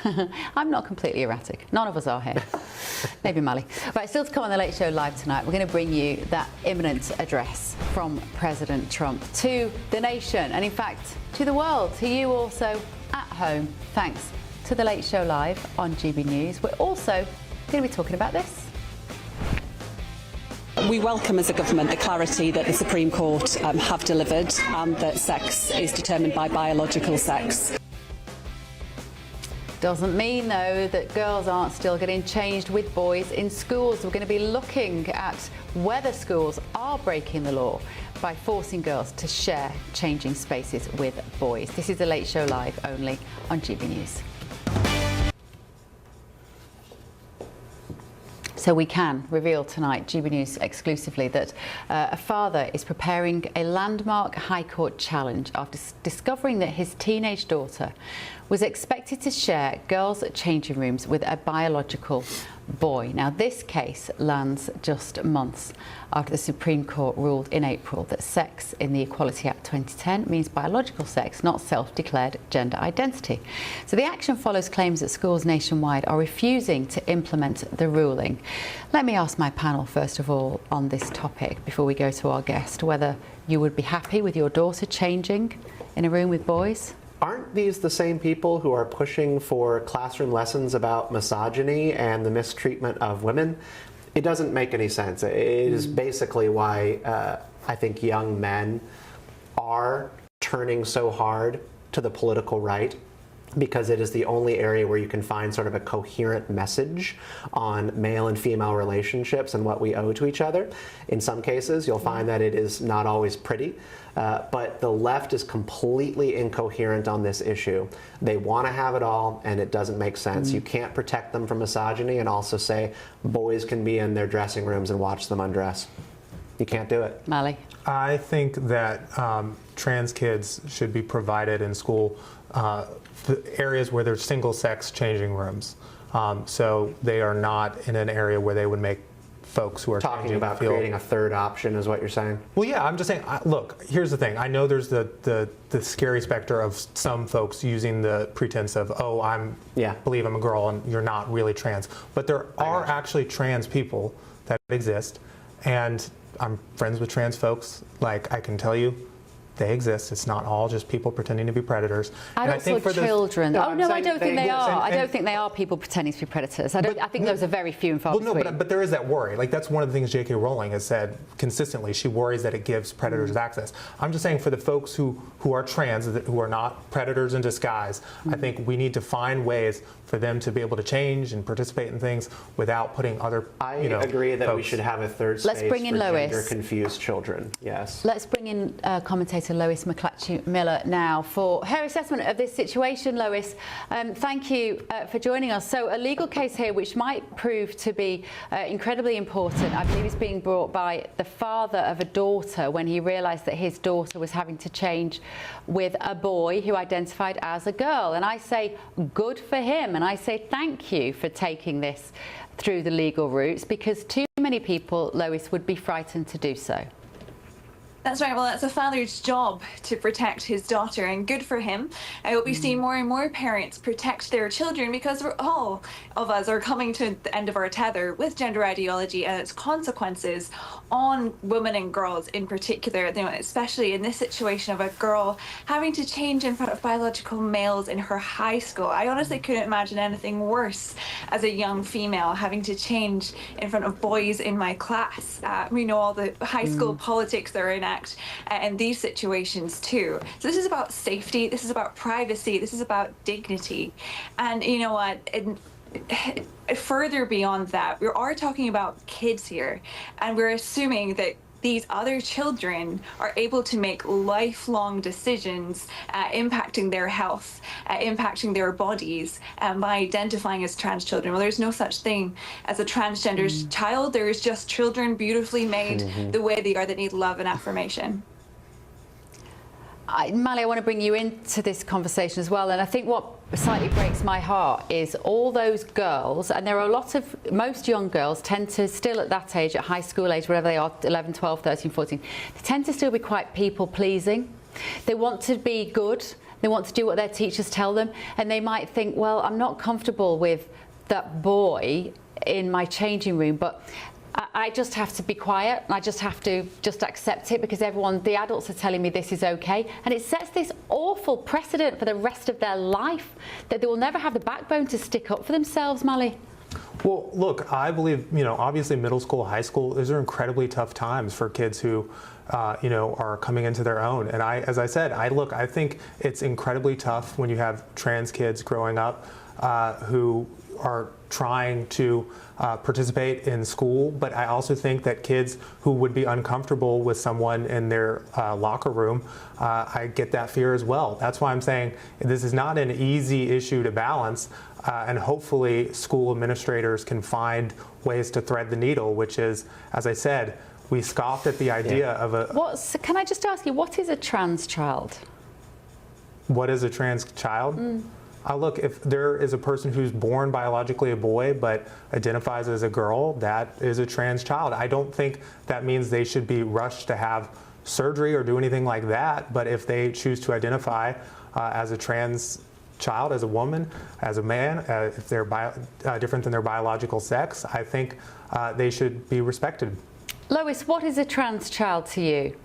There is no trans child. There's only children. There's boys and there are girls. And what if someone identifies as a woman? What if someone identifies as a cat? We don't. Or if a child comes up to you and identifies as Superman at 5 years old, we don't. Well, indeed, we don't tell them that they are indeed Superman and can jump off the roof. That's unsafe. We say, no, you're a boy. You're my son, and I love you just the way you are. That's affirmative parenting. That's the way to help children to feel comfortable in the skin that they're in.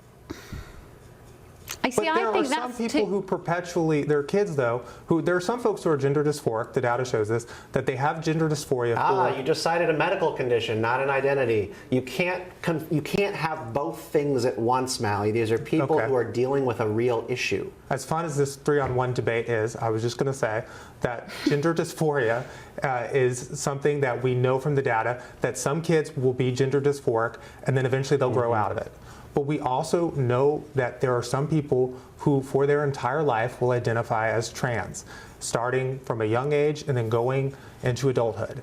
And for those folks, I think we should be respectful and find ways to include them in the community and make sure they have the health care they need. And I think that is a difficult debate. Do you think it's nature or nurture, Mally? I have no idea. I'm just telling you that these people exist, and I'm not here to demonize them. I appreciate the way that you talk about this, Mally. I think you do the issue service a lot better than other people do. And I think at the end of the day, what we are trying to have a conversation about is the dignity issue, the respect issue, and then also just being real about what is happening. And gender dysphoria and the sort of contagion effect that it has is a serious issue. And we cannot then force that upon girls and boys who do have a healthy grasp both of their sex and of reality. I think if we had to make an accommodation, what you were talking about, which is this third space for the people who are confused and struggling, I think that's an appropriate way to go.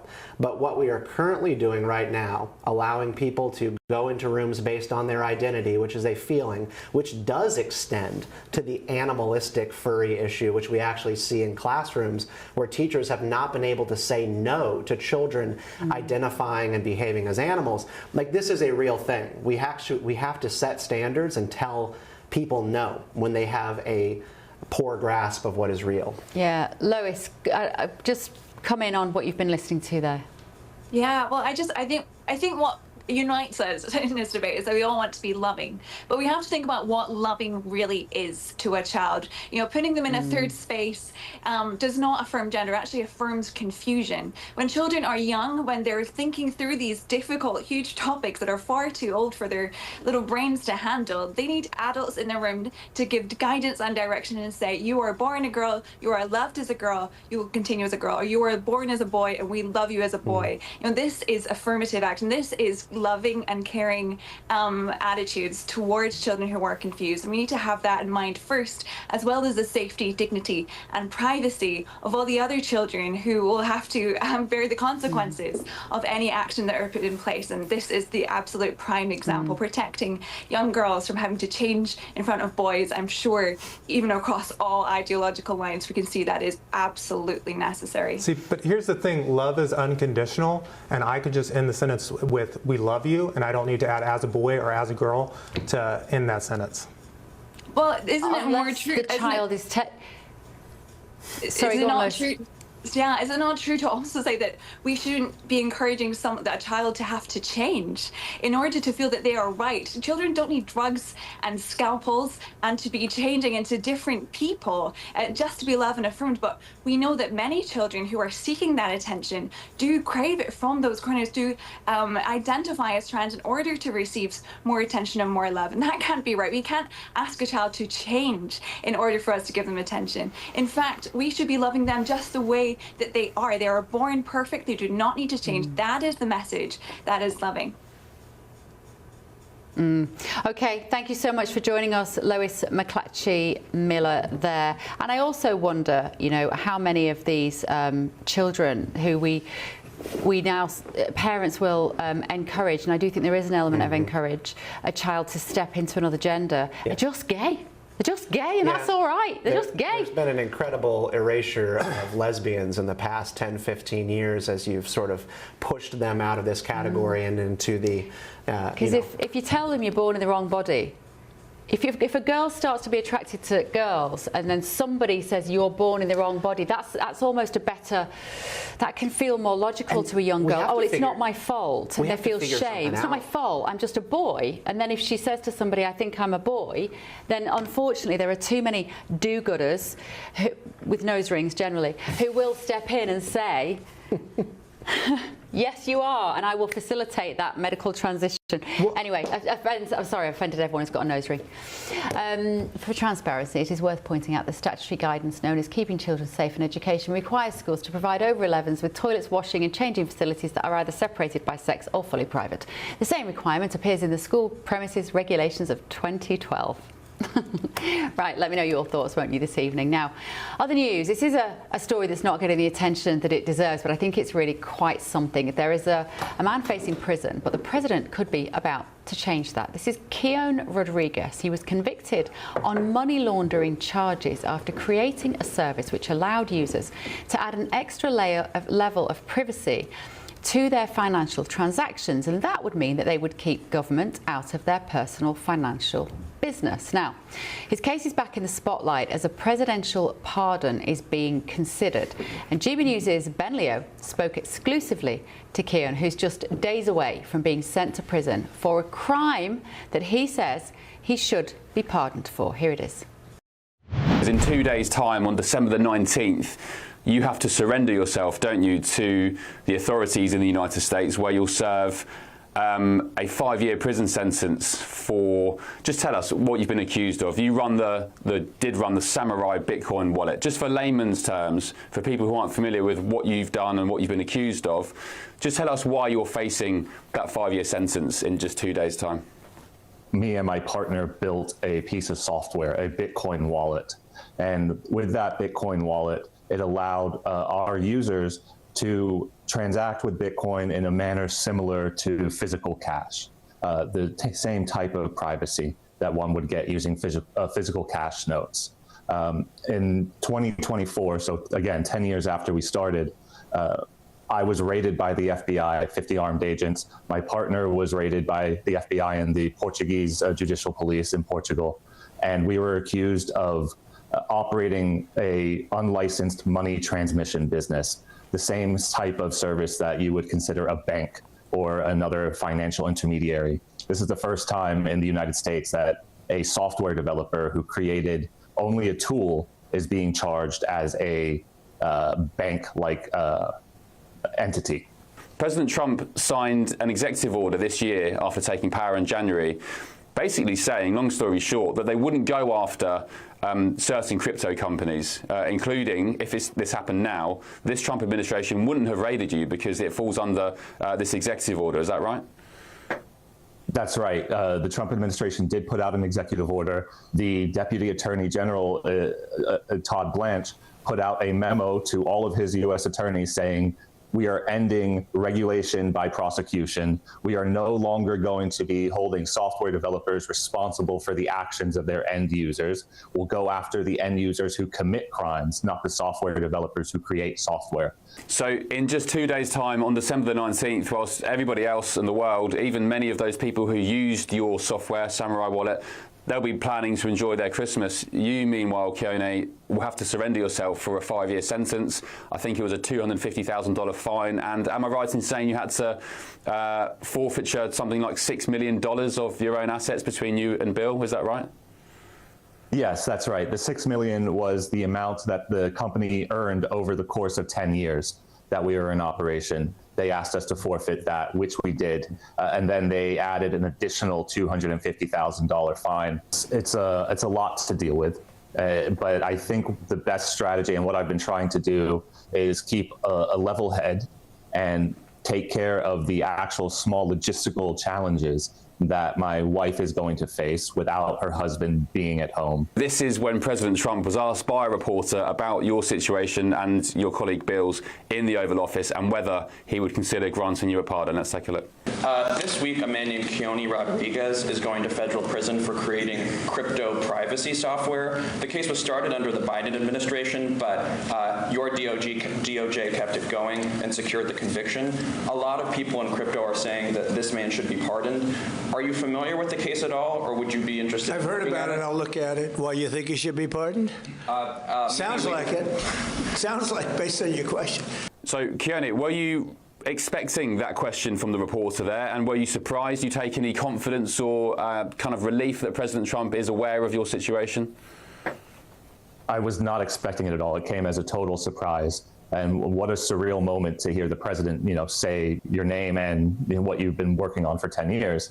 No, it took me by surprise, but I think it's a very positive step.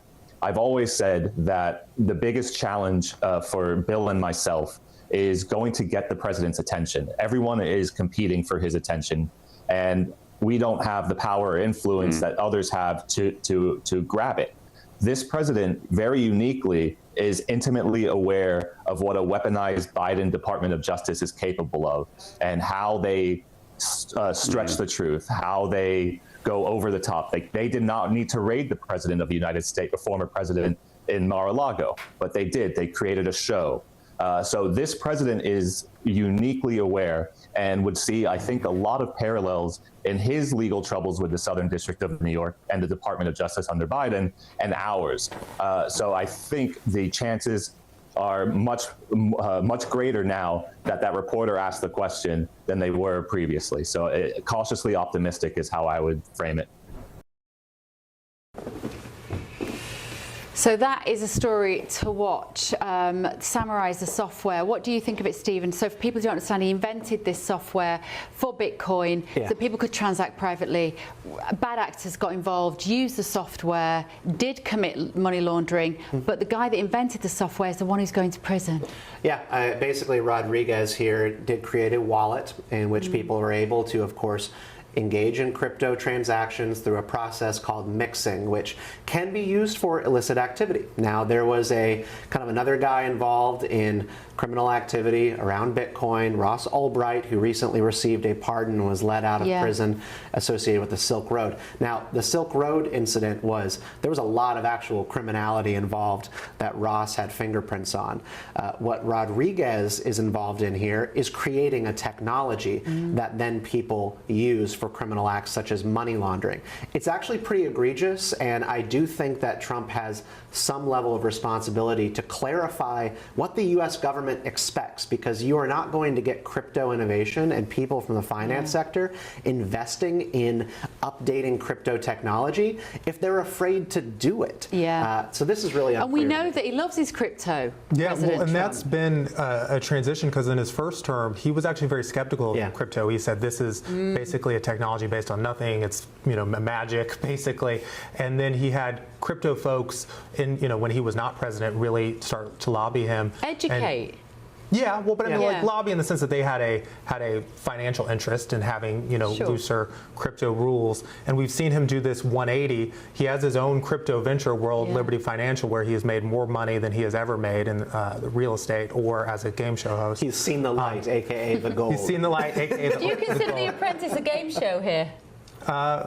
Reality show, game show. But it will be interesting to see. I think there was this move because the Biden administration was very skeptical of crypto. I worked at the Department of Labor, and one of the things the Department of Labor does is we regulate pensions and 401ks, and there was a rule or regulation that we were considering to make it harder for crypto to be in people's retirement plans. And I think that, with a host of other issue areas, gave the Trump administration an opening to say, look, we can be pro-crypto. I mean, the Trump administration recently just issued a rule wherein you're able to put your cryptocurrency assets towards a housing purchase. And so that's actually completely big change from the Biden years, where now a cryptocurrency wallet, which Rodriguez is involved in, I mean, you can actually put that towards acquiring a mortgage for a house. If you were listening on the radio, you just missed a wonderful moment of the Late Show Live, which was our marvellous floor manager, Manny, who thought that we were just chatting amongst ourselves and brought our coffees in. Thank you, Manny. We appreciate it, my love. We appreciate your hard work. We do need the coffees. The coffee is good. We've got a record 3-hour show tonight, guys. So cheers. Thank you, Manny. We very much needed that. Bless him. Right, doing the important work. Coming up on the Late Show Live, a rare national address from President Trump is just moments away. Also, you're not going to want to miss this. Mr. Speaker, we are getting closer relationships with the EU on a number of fronts. Government cozying back up to Europe, isn't it? The cost to you, the taxpayer, of this Erasmus scheme being enacted turns out to be quite staggering. This is the Late Show Live. Go and get yourselves a coffee, why not, while we watch the weather.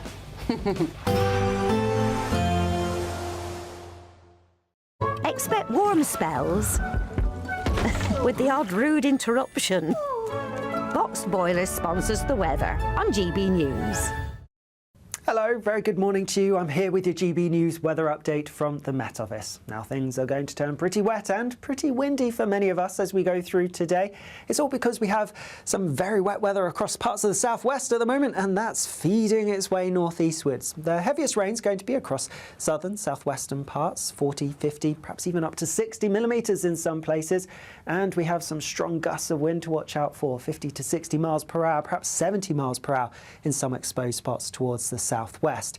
That wet and blustery weather will feed its way further northwards, and whilst temperatures are going to be a little bit above average for the time of year, it's going to feel pretty unpleasant with all that unsettled weather around. Now, as we head into this evening, staying pretty wet across many parts of Scotland. The rain won't have actually reached the far northeast of Scotland and Orkney and Shetland, so drier here. Otherwise, yes, a wet and blustery end to the day. Some spray on the roads to watch out for.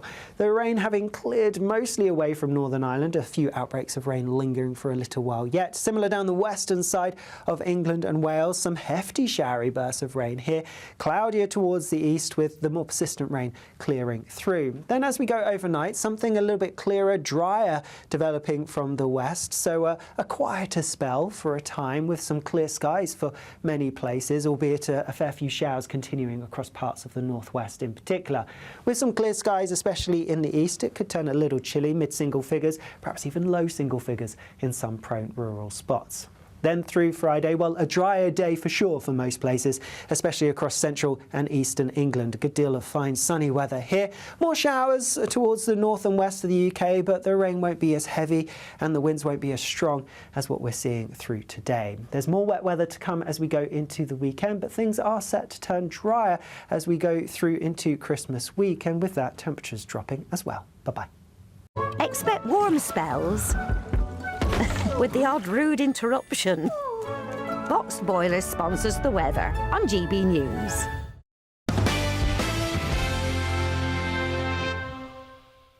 Yeah, we can. Welcome back to The Late Show Live with me, Bev Turner, and Stephen Kent and Mally Smith are still here with us. Thank you for joining me. Should we have a look at some of the front pages of the newspapers tomorrow? Just don't forget, of course, we are a longer show tonight. We're an extended version of the show. We're going to be on till 3 o'clock in the morning your time. That's 10 p.m. here in Washington, D.C., because the President is going to talk to the nation.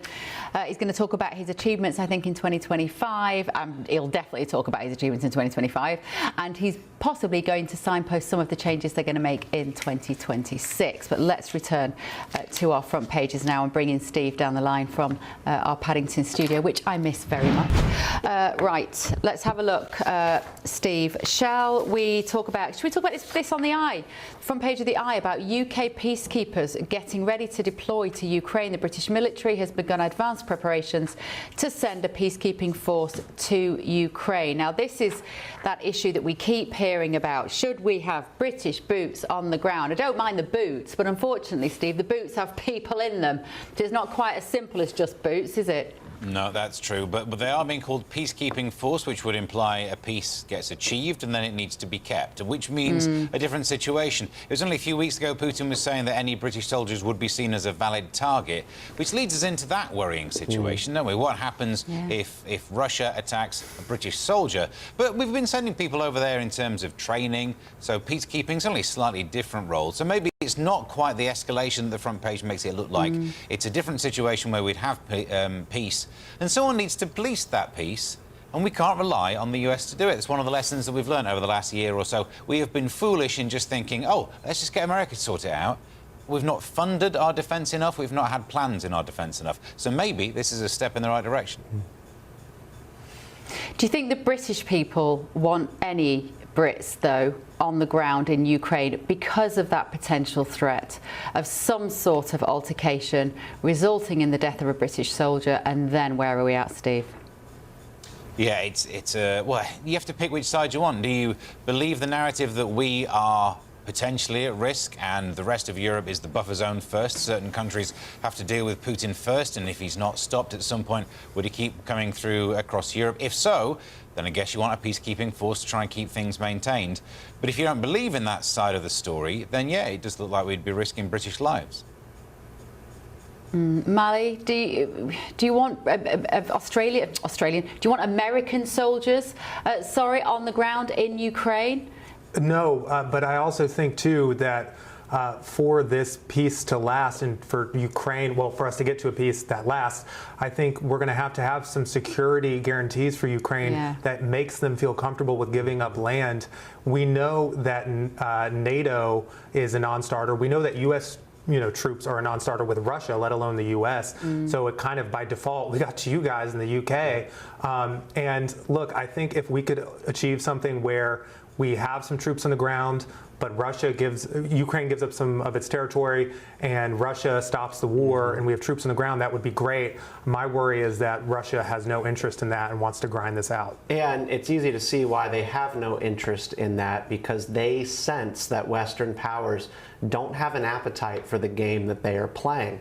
And at the end of the day, when we do talk about putting, boots on the ground from any of our nations, Russia is counting on the fact that we don't have the stomach for this. Therefore, they don't have to negotiate.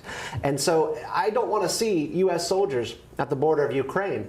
But at some point, we're going to have to be real with ourselves about what we want to happen in that region and what we are willing to put forward to make that happen. OK, thank you guys, Steve, Mally and Stephen. The time is rapidly approaching 2 a.m. over in the UK. That is 10 p.m. No, 9 p.m. What time is it? Coming up in 10 minutes. 9 minutes. Hang on. Nearly 9 o'clock. Check my watch. If you're just joining us, welcome along. You're still not used to the time difference to this special extended edition of The Late Show Live, where President Trump will make an address to the nation imminently. We are on for an extra hour. Stay with us.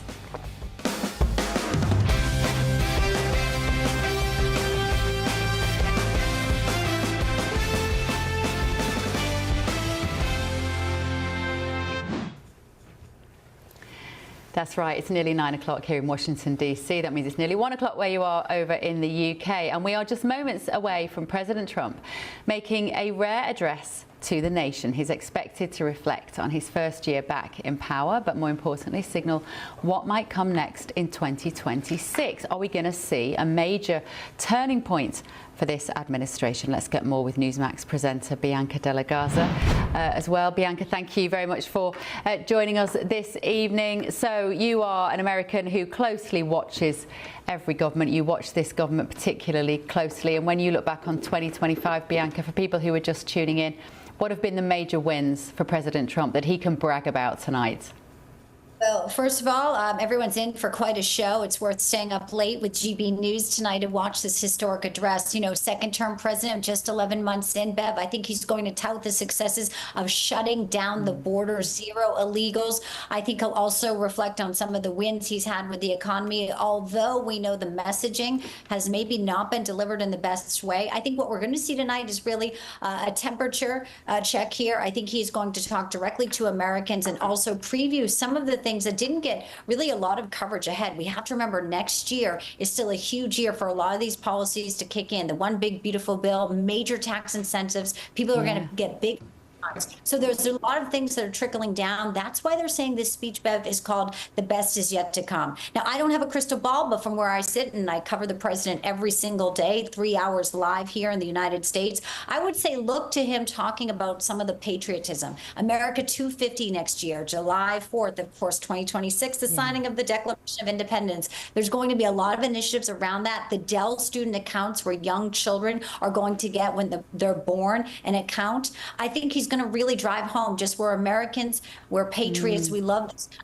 We need borders to be safe, but also I think we may want to look at maybe H-1B visas. He's also talked about skilled workers. For all the blowback he's getting on immigration, I think President Trump really understands that America wants to work with our allies. Heck, he's even working with our adversaries to make sure the lines and channels of communication are open with Xi, with Putin, and even Maduro, believe it or not. So it's going to be a historic speech. I can't wait to watch it all.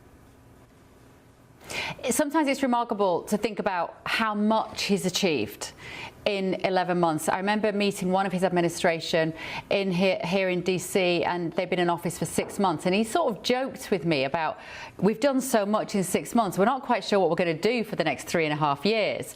And sometimes it does feel a little bit like that they have, especially because he hit the ground with those executive orders on that first day back in January when it's freezing cold, January 2025. We all remember the inauguration and how much he was ready to go on day one. I think that's the difference with this president compared to a lot of leaders. We've struggled with our prime minister. It seemed like he had a long time to prepare his policies, but nothing was ready when he got into office. We're now 18 months down the line, and we've still got many of the same problems, many of them worse than when he came into office. Is that the difference for you, Bianca, with this administration, this term, perhaps, compared to the first, that he knew what he was getting into, he had the right people around him, and he was ready to go? Such an astute point you make, Bev, and I love that you're bringing that here because, you know, President Trump, many say, is a once-in-a-generational president. They will write his history and his legacy, I think, far out from here. So while we have people criticizing him, no doubt he'll be credited with many things. We cannot forget 2 assassination attempts. You know, this man does love this country, but he also knows how close he came into losing his life, you know, mere millimeters with a bullet. He's a changed man. a lot from his first administration, as you mentioned, putting different people in the cabinet, the right people in the cabinet, people more loyal to him. And again, being an outsider, not a career politician. When you talk about some of the stories you just had, career politicians are in it to be in power for a long time. A lot of them are bought and sold by lobbyists. President Trump has so much money. He had such a career in real estate, all the ventures he's done as a successful businessman walking into this. No one can buy President Trump, and that's part of the reason why the left hates him, because they know he's somebody who they cannot corrupt. He right now is laser focused on bringing this country back from the brink. And we also have to remember, he waited 4 years in the wings after 2020. He really does believe that that should have been his. So when he got the opportunity after all those indictments, all the weaponized government, he was not going to let this opportunity, this chance of a lifetime, be fraught with any type of corruption issues or slow down. He knew what he had to do, and he's slowly doing it. But again, it still is Washington. It still is government. So he is working, I think, within parameters and sometimes swimming upstream with the media that I find absurd. But some of them, I think, are actually hoping that he fails, even though they're Americans. Pretty sad.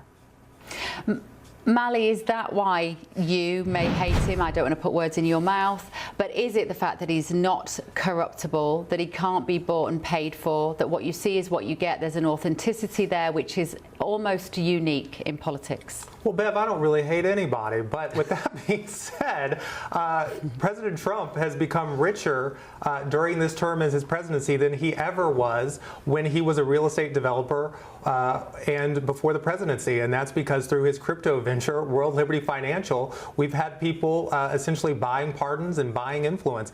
But let's talk about the facts here. As Ben Shapiro says, facts don't care about your feelings, and the Trump administration... What'd you say, Bianca?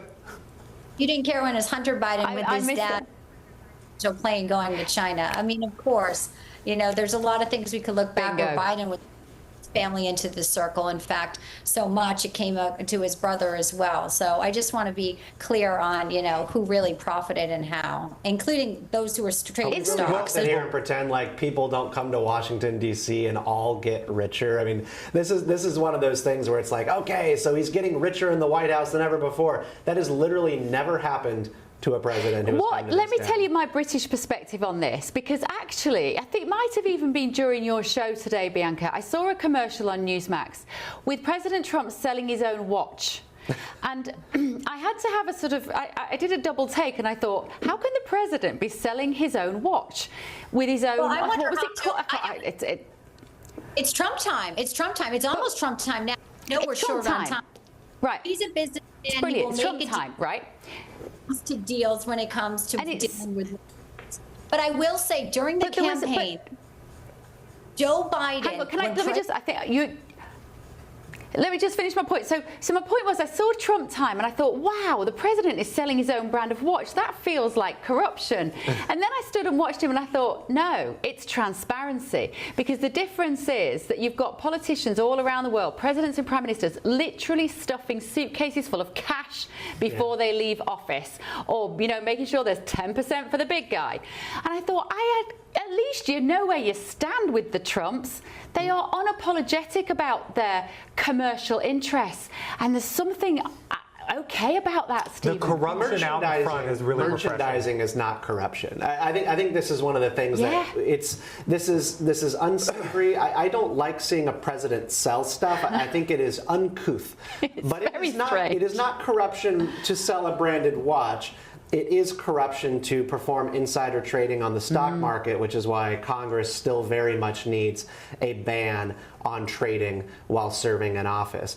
So I think that we just kind of need to draw some lines here when we talk about people enriching themselves. Bev, three things. First, we made Jimmy Carter, that poor man, sell his peanut farm, but we apparently will not require anything else from anyone moving forward. Second, on the stock trading ban, President Trump was against it when he originally thought Senator Hawley's bill included himself. And then when he heard, actually, it doesn't include the president, he didn't care so much about whether stock trading was banned. He was fine with it. And then third, I think we should talk about the facts. As Ben Shapiro says, facts don't care about your feelings. And I'm sure Trump and the Trump administration won't like these facts. which is he can try to spin the economy all he wants, but inflation is up, unemployment is up, consumer confidence is down, and 22 million Americans' healthcare premiums are going to go up because the Affordable Care Act tax credits are expiring, and the Trump administration is not doing a thing to make sure that's prevented.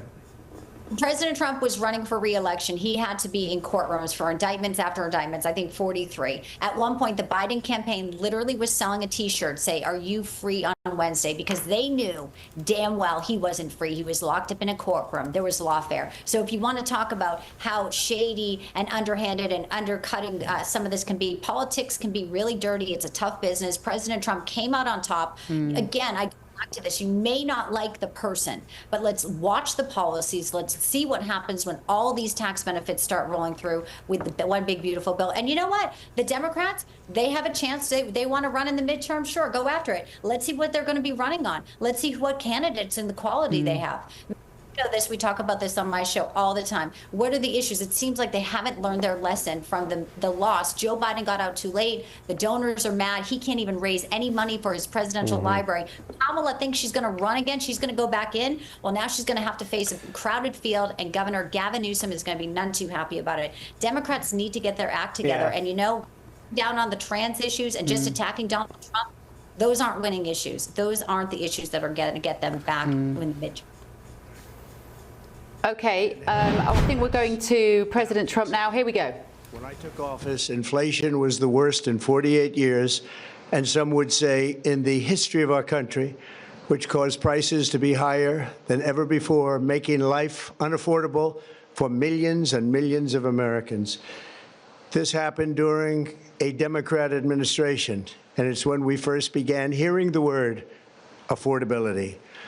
Our border was open, and because of this, our country was being invaded by an army of 25 million people, many who came from prisons and jails, mental institutions, and insane asylums. They were drug dealers, gang members, and even 11,888 murderers, more than 50% of whom killed more than one person. This is what the Biden administration allowed to happen to our country, and it can never be allowed to happen again.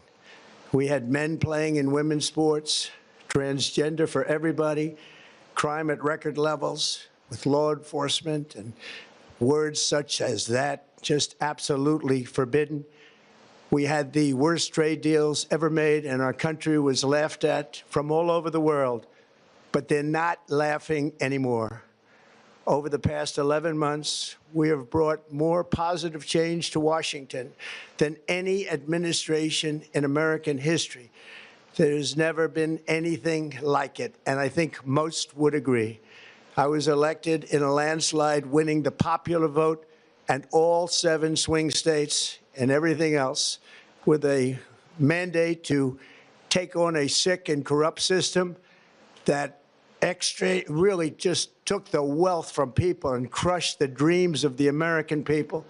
For the last 4 years, the United States was ruled by politicians who fought only for insiders, illegal aliens, career criminals, corporate lobbyists, prisoners, terrorists, and above all, foreign nations, which took advantage of us at levels never seen before. They flooded your cities and towns with illegal aliens. They decimated your hard-earned savings. They indoctrinated your children with hate for America. They just released a level of violent felons that we had never seen to prey on innocent. They caused war. They caused mayhem. They caused a horrible situation all over the globe. But now you have a president who fights for the law-abiding, hardworking people of our country, the ones who make this nation run, who make this nation work. And after just 1 year, we have achieved more than anyone could have imagined. Starting on day one, I took immediate action to stop the invasion of our southern border. For the past 7 months, 0 illegal aliens have been allowed into our country, a feat which everyone said was absolutely impossible. Do you remember when Joe Biden said that he needed Congress to pass legislation to help close the border? He was always blaming Congress and everyone else. As it turned out, we didn't need legislation. We just needed a new president. We inherited the worst border anywhere in the world, and we quickly turned it into the strongest border in the history of our country. In other words, in a few short months, we went from worst to best. We're deporting criminals, restoring safety to our most dangerous cities. Just take a look at Washington, D.C. It's at levels of safety that we've never seen before.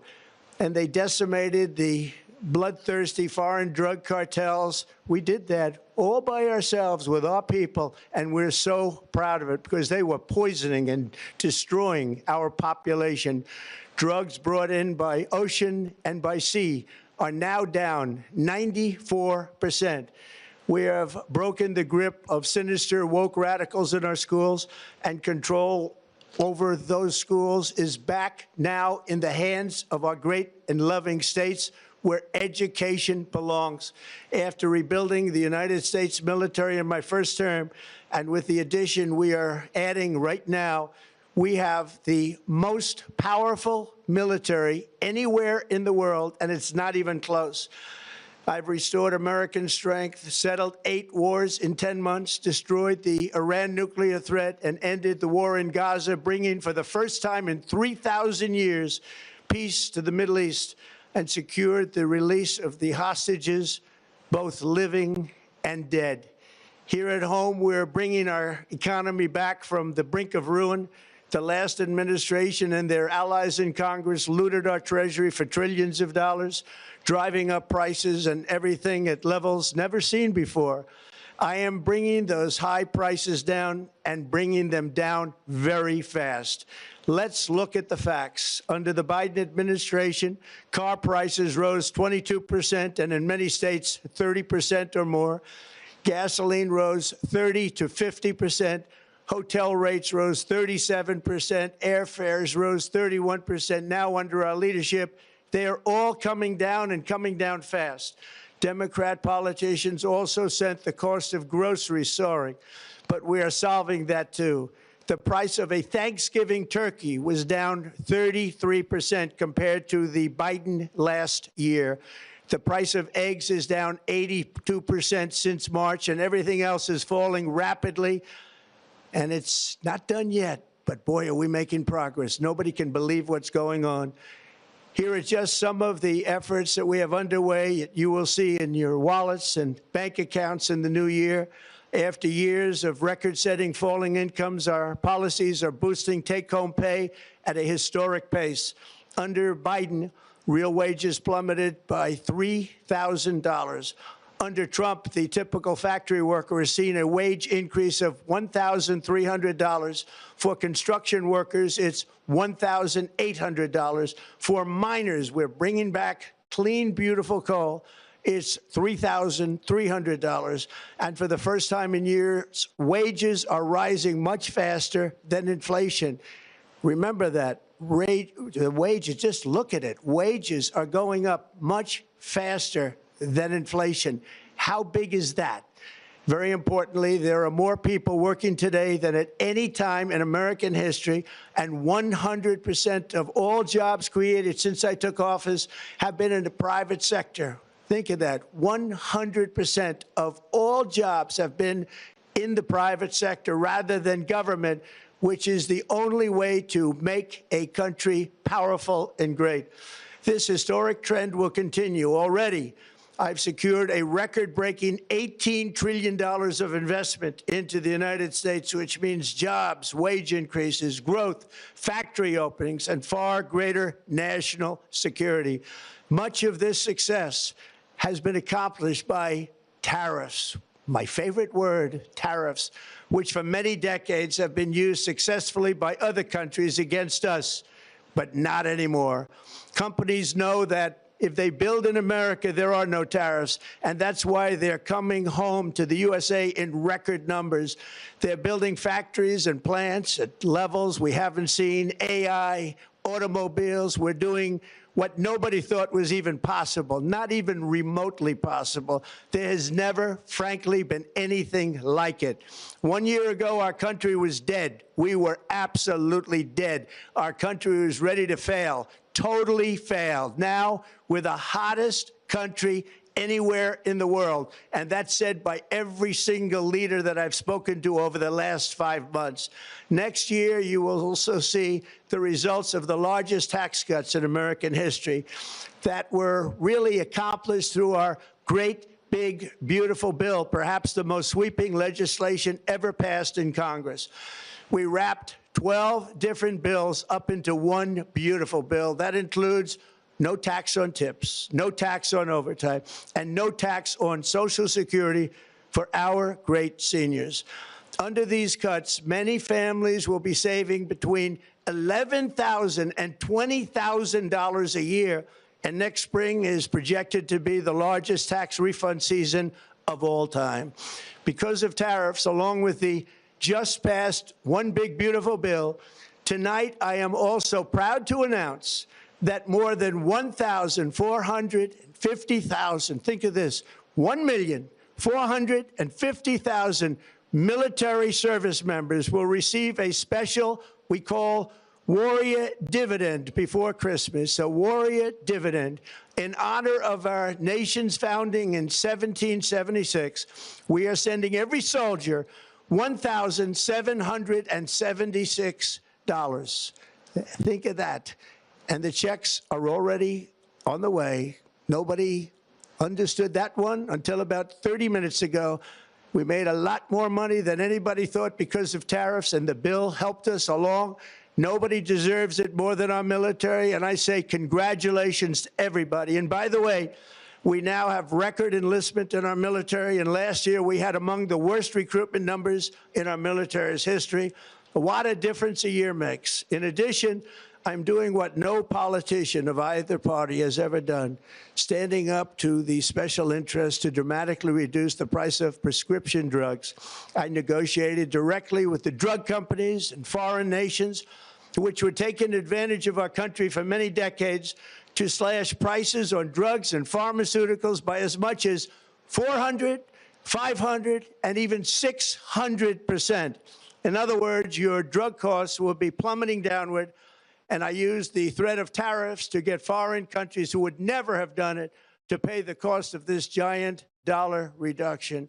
They stopped ripping us off, and it began as of 4 days ago. There has never been anything like this in the history of our country. Drugs have only gone up, but now they'll be going down by numbers never conceived possible. It's called Most Favored Nation. And no president has ever had the courage or ability to get this done until now. The first of these unprecedented price reductions will be available starting in January through a new website, TrumpRx.gov. And these big price cuts will greatly reduce the cost of health care. I'm also taking on the gigantic health insurance companies that have gotten rich on billions of dollars of money that should go directly to the people. The money should go to the people, that's you, so they can buy their own health insurance, which will give far better benefits at much lower costs. It will be far better health insurance. The current Unaffordable Care Act was created to make insurance companies rich. It was bad health care at much too high a cost. And you see that now in the steep increase in premiums being demanded by the Democrats, and they are demanding those increases, and it's their fault. It is not the Republicans' fault. It's the Democrats' fault. It's the Unaffordable Care Act, and everybody knew it. Again, I want the money to go directly to the people so you can buy your own health care. You'll get much better health care at a much lower price. The only losers will be insurance companies that have gotten rich, and the Democrat Party, which is totally controlled by those same insurance companies. They will not be happy, but that's okay with me, because you, the people, are finally going to be getting great health care at a lower cost. Another major focus is the cost of energy. For years, the radical left Democrats exploited the green energy scam as an excuse to funnel many billions of dollars into their own massive slush funds, as their energy restrictions drastically drove up prices, and they drove them up at record levels. Electricity costs surged 30 to 100% under Biden, and the typical family lost $5,000 to $10,000 in higher energy costs. Think of that, $5,000 to $10,000 you lost. On day one, I declared a national energy emergency. Gasoline is now under $2.50 a gallon in much of the country. In some states, it, by the way, just hit $1.99 a gallon. And within the next 12 months, we will have opened 1,600 new electrical generating plants, a record, and it's a record that won't be beaten by practically, I would say, by anybody, or certainly not very soon. Prices on electricity and everything else will fall dramatically. The Democrat inflation disaster, again, the worst in the history of our country, also robbed millions of Americans of home ownership and indeed the American dream. The yearly cost of a typical new mortgage increased by $15,000 under Democrat rule. In 11 months, we've already gotten that annual cost down by $3,000, and it's coming down a lot lower. Wait till you see. The numbers are going to be shocking. And I'll soon announce our next chairman of the Federal Reserve, someone who believes in lower interest rates by a lot, and mortgage payments will be coming down even further. Early the new year, and you will see this, in the new year, I will announce some of the most aggressive housing reform plans in American history. A major factor in driving up housing costs was the colossal border invasion. We have never been invaded. This is the worst thing that, frankly, in my opinion, the worst thing that the Biden administration did to our country is the invasion at the border. The last administration and their allies in Congress brought in millions and millions of migrants and gave them taxpayer-funded housing while your rent and housing costs skyrocketed. Over 60% of growth in the rental market came from foreign migrants. At the same time, illegal aliens stole American jobs and flooded emergency rooms, getting free health care and education paid for by you, the American taxpayer. They also increased the cost of law enforcement by numbers so high that they are not even to be mentioned. For the first time in 50 years, we are now seeing reverse migration as migrants go back home, leaving more housing and more jobs for Americans. In the year before my election, all net creation of jobs was going to foreign migrants. Since I took office, 100% of all net job creation has gone to American-born citizens, 100%. In the end, government either serves the productive, patriotic, hardworking American citizen, or it serves those who break the laws, cheat the system, and seek power and profit at the expense of our nation. Look at Minnesota, where Somalians have taken over the economics of the state and have stolen billions and billions of dollars from Minnesota and indeed from the United States of America. And we're going to put an end to it.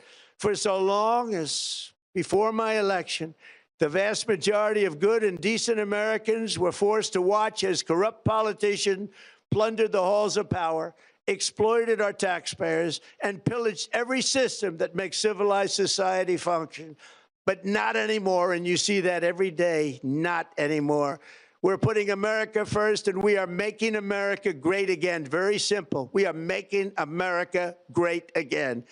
Tonight, after 11 months, our border is secure. Inflation is stopped. Wages are up. Prices are down. Our nation is strong. America is respected, and our country is back, stronger than ever before. We're poised for an economic boom, the likes of which the world has never seen. Soon we will host the World Cup and the Olympics, both of which I got. But most importantly, we will celebrate the 250th anniversary of the Declaration of Independence. There could be no more fitting tribute to this epic milestone than to complete the comeback of America that began just 1 year ago. When the world looks at us next year, let them see a nation that is loyal to its citizens, faithful to its workers, confident to its identity, certain to its destiny, and the envy of the entire globe. We are respected again like we have never been respected before. To each and every one of you, have a Merry Christmas and a Happy New Year. God bless you all.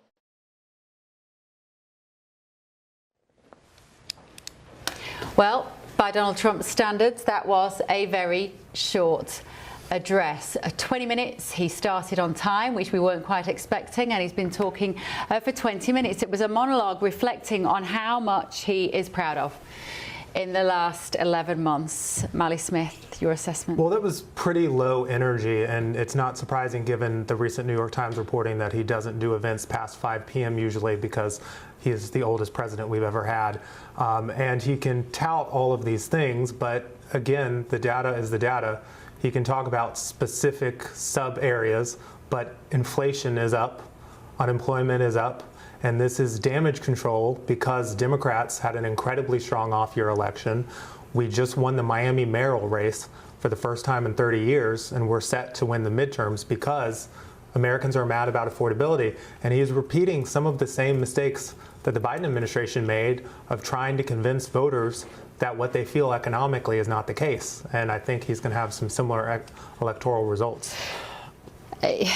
I thought the point he made about the big, beautiful bill not having kicked in yet in terms of the taxes, particularly for the middle classes and those who work in hospitality, was a good reminder, actually, because there's some truth to what you're saying, that people are still noticing how expensive things are in shops. Yeah. And when you tackle inflation, it doesn't mean prices come down, it means they just don't go up quite as quickly. Yeah, and I find the commentary from Mally about inflation being up to be slightly disingenuous. Inflation is the natural state of any currency. It does this. What you don't want is it doing that, which is what we saw over the past 4 years during the Biden administration, crushing inflation. Right now we're up to like 3.1%. Last month it was 2.9. This is within the realm of what you want in a stable economy. And our economy is stable, but it could be pushed right over the edge by even just a minor disruption. And that's what frustrates me about the Trump economy, is it's not as strong and stable as it could be. He is still very much married to this tariff issue, his favorite word, and he is not backing down one iota from a policy which does make it more expensive to build homes, to employ people, to transport groceries to the store. That's a real problem, but I will tell you, he is just absolutely crushing it on the truth of the immigration issue. Yeah. The media elite and the Democrats, they all wanted to act like you couldn't control one's borders, like you could not stop inflows. You just have to accept it. You don't have to accept it. You can't actually control the border, and he should keep the pedal to the metal on deportation. Just one of our viewers on Twitter actually has just tweeted me at Beverly Turner and at GB News saying, respectfully, Bev, no, because I was filling in people online about what the key lines were from there. She said, wages are still stagnant. People in my city with master's degrees have to work more than one job. Couples are both working and one might take on a second job. Beef is over $10 a pound. A plum is $1.50. Some of us share similar political beliefs, but facts are facts. That is his MAGA base that he's got to convince by the midterm. She lives in New York. Don't know where she lives. I'm not, okay. Well, first of all, wages are not stagnant. They're not keeping up with the costs of living. Wages are up, and you can say that that's a huge win. But our economy is going to have to evolve, and it's going to have to evolve very quickly if people want to actually feel this thing called affordability. There's a reason that Democrats are using the affordability language, and that is because affordability is a feeling. It is not a fact. Yeah. You can look at something and just say, it feels unaffordable. But that is completely contingent on how much money you make, how far a dollar goes. Well, it is a feeling, but we know from polling it is the #1 issue on Americans' minds, and it's the #1 issue when Trump was elected. Immigration was second, but inflation in the economy was #1.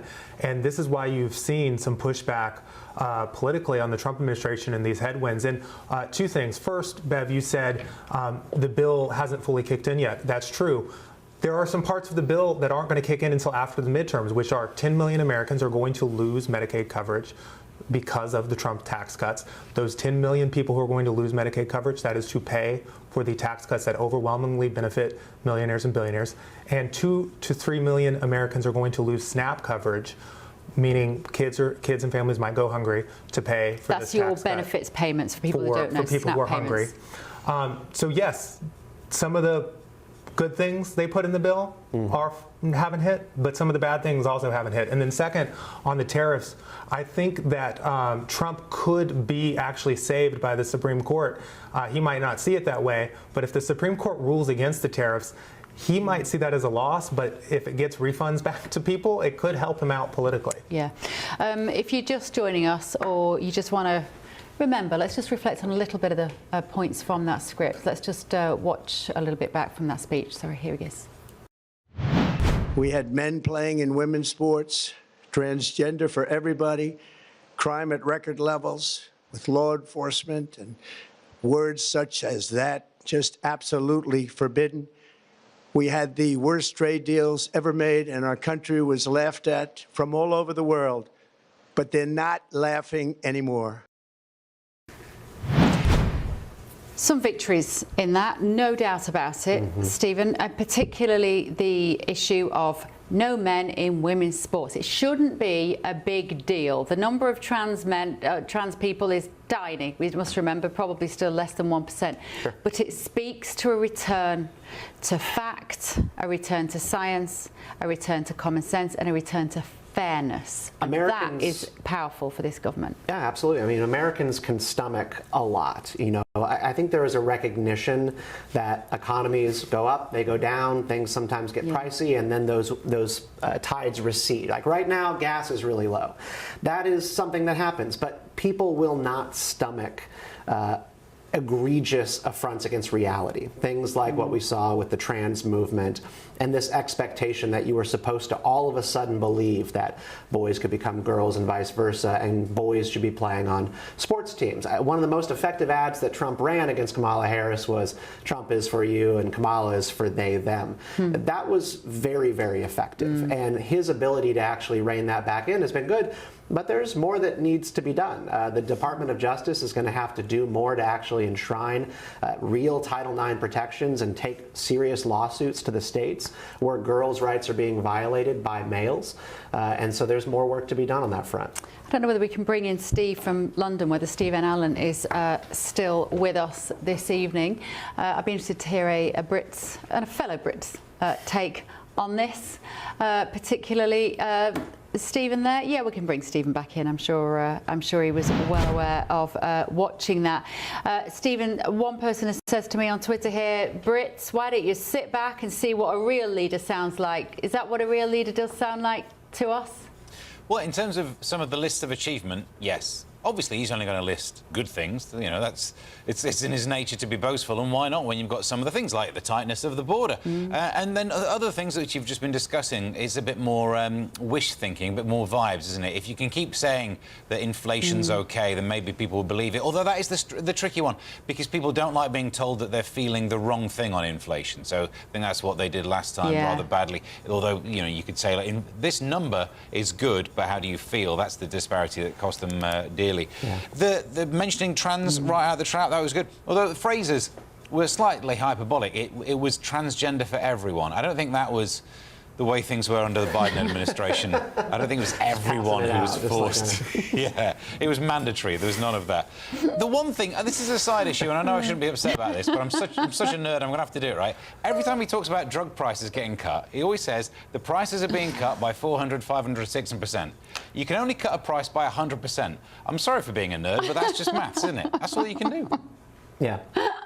You mean Trump's not truthful? Groundbreaking. Yeah, and the most favored nation policy that he is committed to pursuing is something that could actually lower prices in the short term, but actually smother the production of new drugs and development that Americans enjoy more than anyone else in the world. I don't think Americans understand this, and they don't like to be lectured about their privileges, but if you're an American, you get the earliest and best access to the most innovative pharmaceuticals in the entire world, whereas everybody else has to wait, and a most favored nation is going to suppress that. But they're never going to notice that. American voters will never notice this element of the grass always being greener on their own side. Let's have a quick look at a clip of President Trump there talking about something he can certainly feel very proud of, immigration. This is what he said.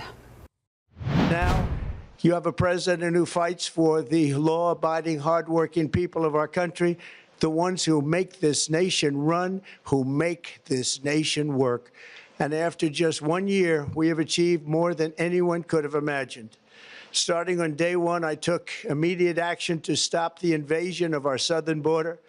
For the past 7 months, 0 illegal aliens have been allowed into our country, a feat which everyone said was absolutely impossible.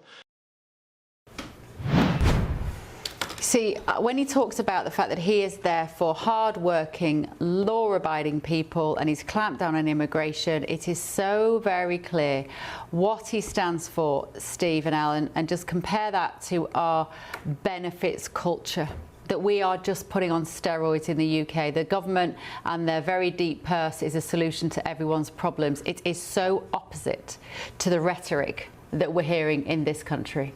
Yeah, I mean, it's amazing, isn't it, that some front pages today or some of the news that will be breaking tomorrow is about free BBC licenses for people on benefits. So you're right, it's such a contrast. And I suppose it all comes down to remembering who your base is, who will be voting for you.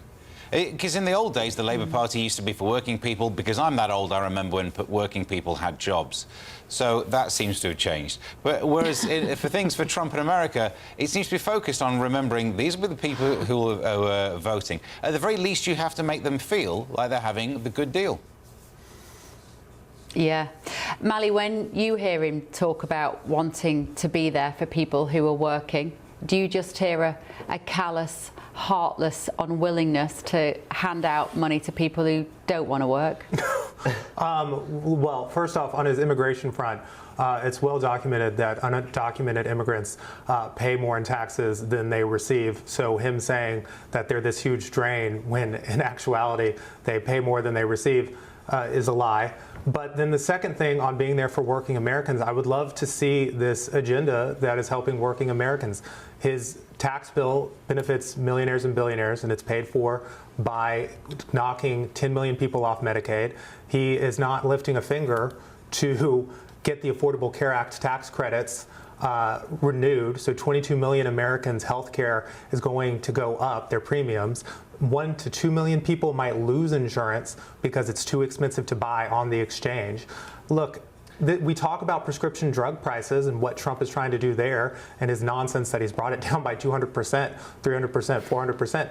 Do you know what's also important for affording prescription drugs? Having insurance.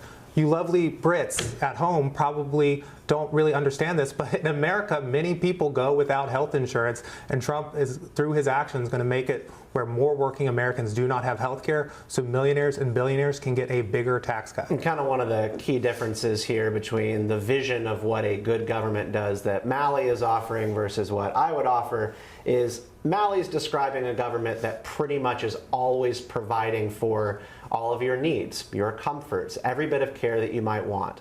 I want to see a government that gets the heck out of the way and creates an economy where there is opportunity. And that actually raises all boats. It allows you to pay for the things that you need, to pay for the health care you need, to feed your children. But that's going to require, I think, a real return to basic conservative economics that the Donald Trump administration is sometimes strained at implementing to try to appease the populist wing of their party that does kind of want to do things like handouts. I mean, he kind of forgets that it was his administration that sent checks to everybody at the very beginning of COVID for $1,000 to $2,000 per household, which greatly contributed to inflation. And any conservative economist would have told you, don't do that. You can't just pump the economy full of cash from the government. So he sometimes says one thing and does another here. Yeah, well, we were just as bad, if not worse, actually, I think, per capita in terms of the amount that we printed and gave away during that period of time. Steve, I'm just looking at our inbox here. Elizabeth has said, no, Steve, not boastful, prideful, and rightly so.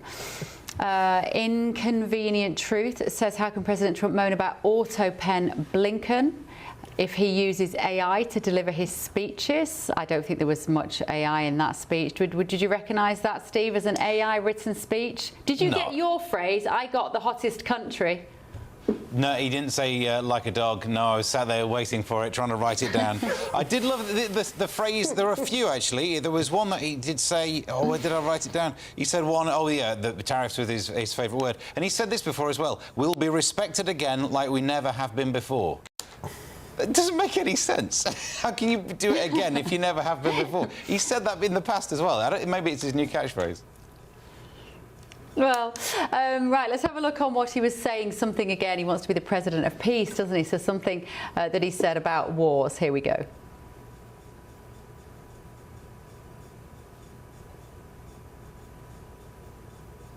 We've not quite got that clip ready, I don't think, at the moment. So let's have a quick look at what he was saying about President Biden. This one is ready.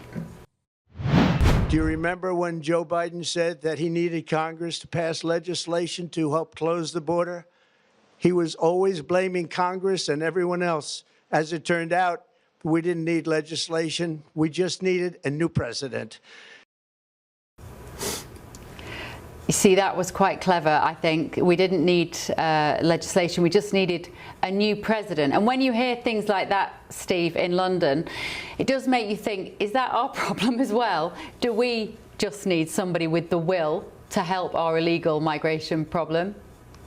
Well, I mean, probably, yes, given that, assuming you have a parliament where you have a big enough majority, you can get anything done. Our system's weird, isn't it? That you can end up in a situation where, depending on how many sitting MPs you've got, you can either get everything you want through, regardless of what anyone in the nation thinks, or you can be thoroughly hamstrung by your own backbenchers. Somehow we've managed to be in that situation, haven't we? Where Labour's backbenchers can stop reform on benefits, so the financial side, the economic side of things won't get fixed. I'm not sure there's the will to actually follow through on anything to do with illegal migration for many of the parties. So I don't think there is an option at the moment. No. Let's have a look now on what he was saying about settling multiple wars. Here we go. I've restored American strength, settled 8 wars in 10 months, destroyed the Iran nuclear threat, and ended the war in Gaza, bringing for the first time in 3,000 years peace to the Middle East, and secured the release of the hostages, both living and dead. Who shall I come to on this? Stephen Kent, is he right about this when he talks about the number of wars that he has settled?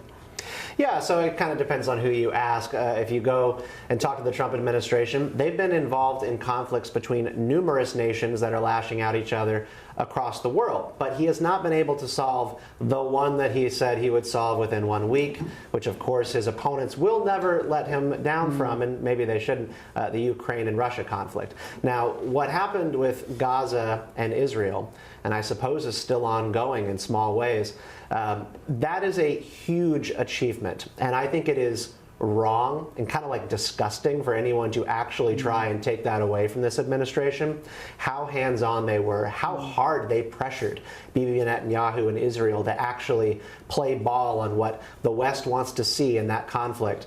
And he brought it to an effective end. There are still skirmishes, there's still firefights, and Bibi is still pushing the boundaries of that ceasefire, as is Hamas, but what an incredible triumph. Yeah. He does need to figure out, though, what the U.S. position is going to be on Russia, and it seems like playing softball with them is not working.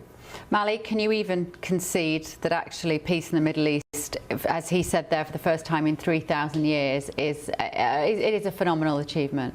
I mean, I've been on this program talking about how one of the things I agree with the Trump administration is how they handled the Israel-Gaza situation. I think they both pressured Benjamin Netanyahu in a way the Biden administration didn't.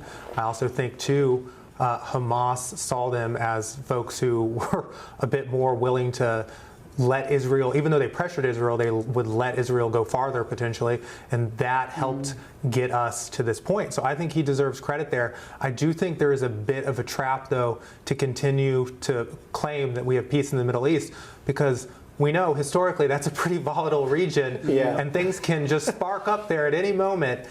So I think he should hope, I mean, we should all hope, obviously, for the peace to last, but I would be careful that his Trump-like boasts could easily be, lit asunder. I gotta say, you just did a great little Trump hand motion right there. That was pretty effective. War could break out at any time. And it is true. I mean, you don't want to get too excited about claiming peace in the Middle East, but you do want to say we were involved, we did better than the past administration, and things are better than they were left when we took over. Yeah, he does have such recognizable and specific and mimicable body language, doesn't he? It's so distinctive, and hearing him speak. And I was surprised, Steve, by how short that speech was. 20 minutes. I mean, we were planning on we might all be sat here for 45.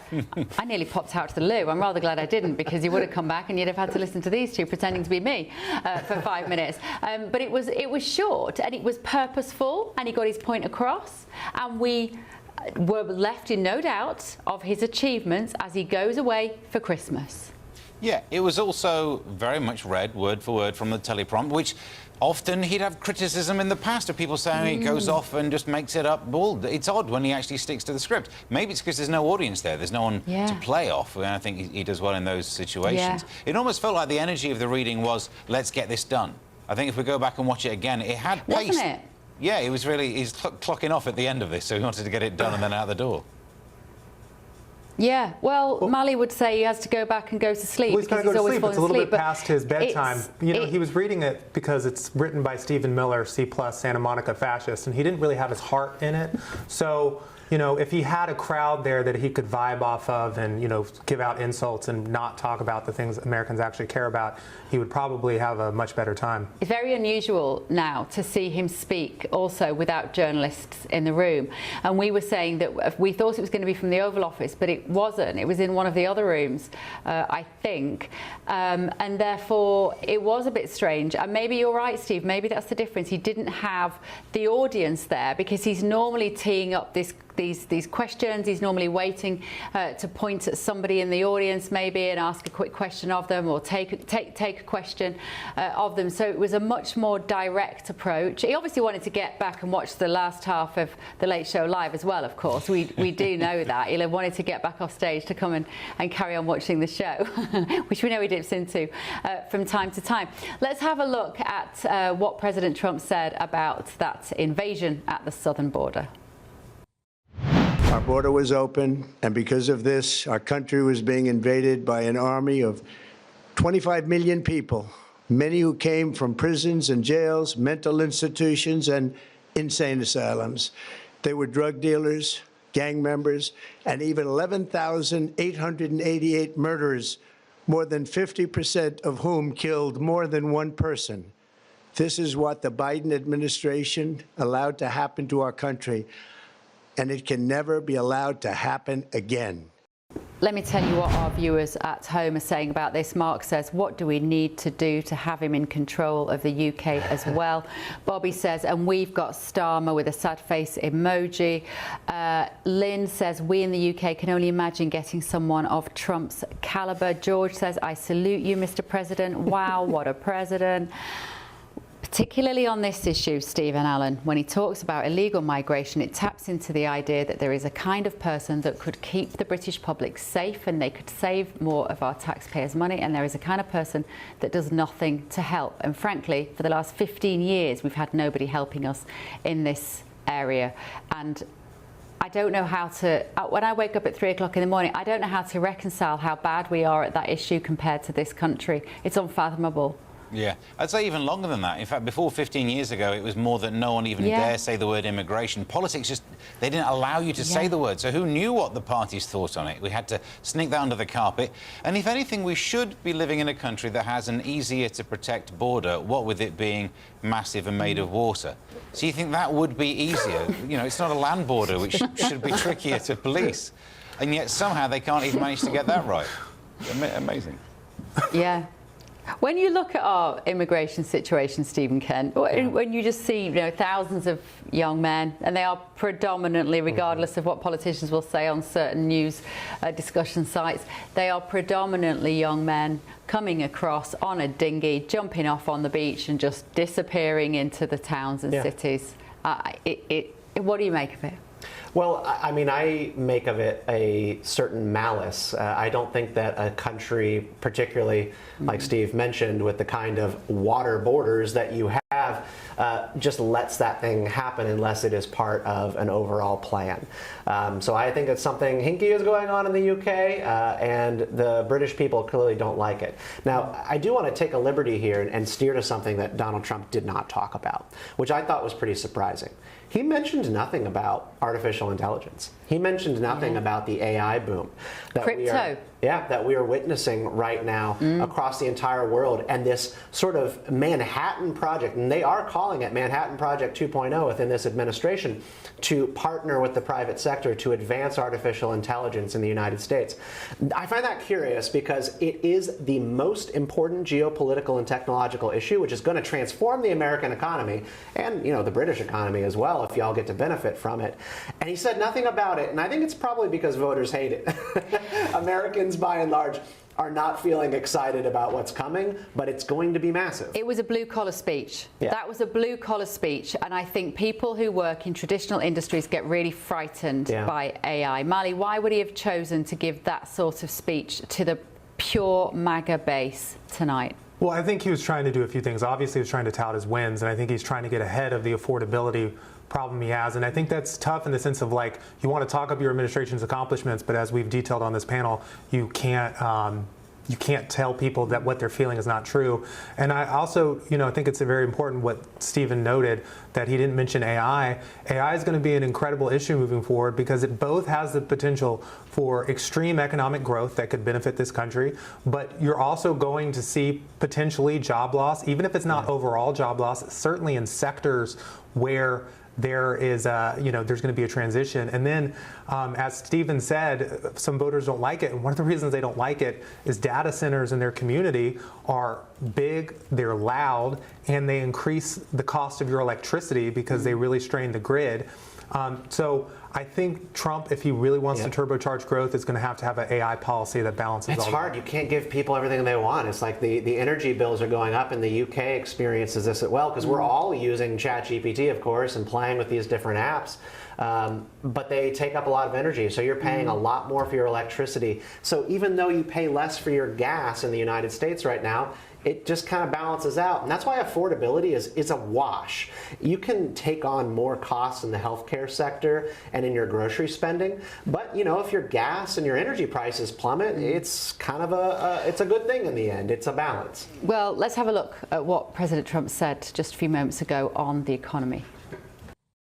Here at home, we're bringing our economy back from the brink of ruin. The last administration and their allies in Congress looted our treasury for trillions of dollars.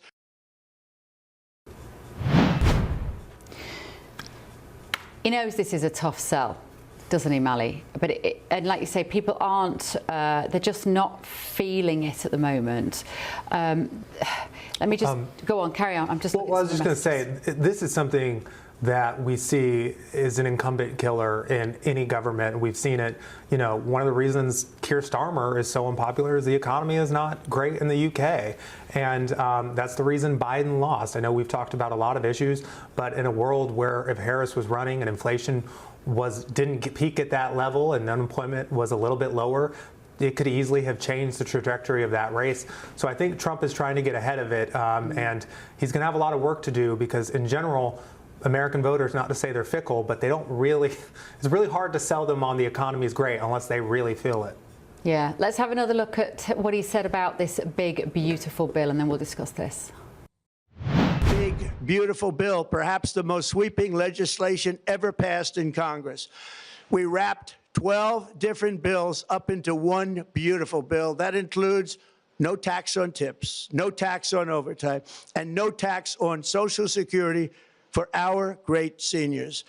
Under these cuts, many families will be saving between $11,000 and $20,000 a year, and next spring is projected to be the largest tax refund season of all time.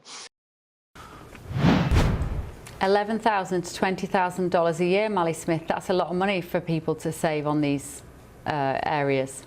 Sure, maybe that'll make them feel better, but again, the vast majority of this tax cut goes to billionaires and billionaires. I'd love to see the exact numbers on those statistics, whether that's the average or the median, because I do know that the way this tax cut has been modeled, that the average millionaire gets about $100,000 tax cut from the Trump bill, while the average working American gets a couple $1,000s, which, I think most working Americans would not like. I would just say be careful what you wish for, because as Steve in London and I can tell you, if you tax your millionaires and your billionaires too much, they just go. I nearly swore then. They sling their hook. They go. and they don't want to be there, and then guess what? Your tax revenue goes down. Look after your millionaires, and the normal people will look after themselves. There's my new economic policy. Steve, go. Yeah, I mean, you're right. It's almost, I think the way to define someone who's wealthy is the people who have enough money to move it around so they don't pay tax on it. So it's very difficult to try and nail that jelly to the wall. But I think it's interesting, even if you can show the numbers and say, look, the millionaires are getting so much more, it doesn't matter, because if you are happy with what you've got, you don't really see, unless you spend a lot of time hanging around with millionaires, you won't really see. You can see the numbers in a newspaper and it means nothing to you. But if you feel, because you can get to go and spend more money in a shop, the amount that they'll receive will be the make or break issue. Yeah, and the issue with the UK is it seems like we don't mind looking after the massive global transnational corporations at the very top of the financial tree. We don't tax them, but then we seem to be going for the wealthy individuals. Yes, those are the ones who are going to Dubai and going to live in Italy and coming over to America. And then we're hammering the middle classes, the professional classes, you might call them, and the upper working class, middle class. I mean, how do we even define those terms anymore? We look at your economic policy here, and when he talks there about helping the elderly and also helping those who live on tips from hospitality, Stephen, Ken, that's a kind of world I want to live with, where you look after the old and the young. Yeah, I do agree, and I don't want to break too hard with that. There's definitely something to be said for taking that tax out of Social Security and helping seniors. Not all seniors are rolling in cash, but by and large, there is a bit of generational warfare going on in the United States between the economy that the boomers live in and the economy that millennials and Gen Z live in. And there is not much going on for the people in the middle. I am much less concerned about the ultimate welfare of retirees who got into their first homes and their second homes for pennies on the dollar compared to today than I am for the people who went and got a college degree, $45,000 of debt, and can't find a entry-level job, and so they are, of course, waiting tables. I think that's a real issue, and Donald Trump needs to direct more of his energy towards the middle if he's going to make the most long-term impact, not just for his administration, but for a potential predecessor, J.D. Vance, who is going to need energy in that area to actually carry him over the finish line. Let's just quickly have a look at what Trump said about looking after American soldiers. In honor of our nation's founding in 1776, we are sending every soldier $1,776.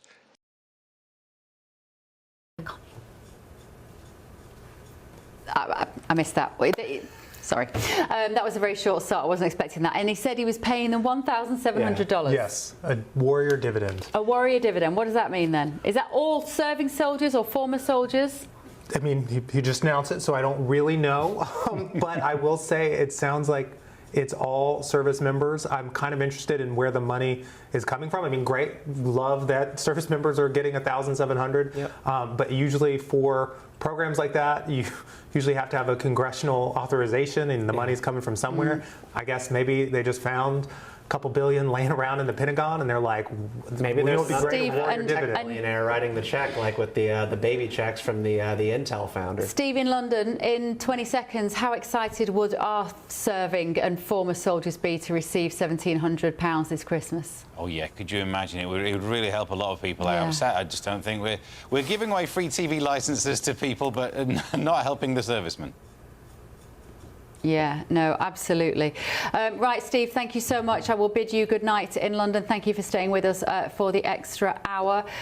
Robin says, Bev, you're a national gem representing the UK in the USA. Merry Christmas to you. Thank you, Robin. Merry Christmas to you as well. Tom says, Bev, I've just listened to Trump. What a start. It makes Starmer look like an old wooden leg with woodworm. Mally Smith, Stephen Kent, thank you so much. See you guys tomorrow, midnight in the UK. Bye. See you then.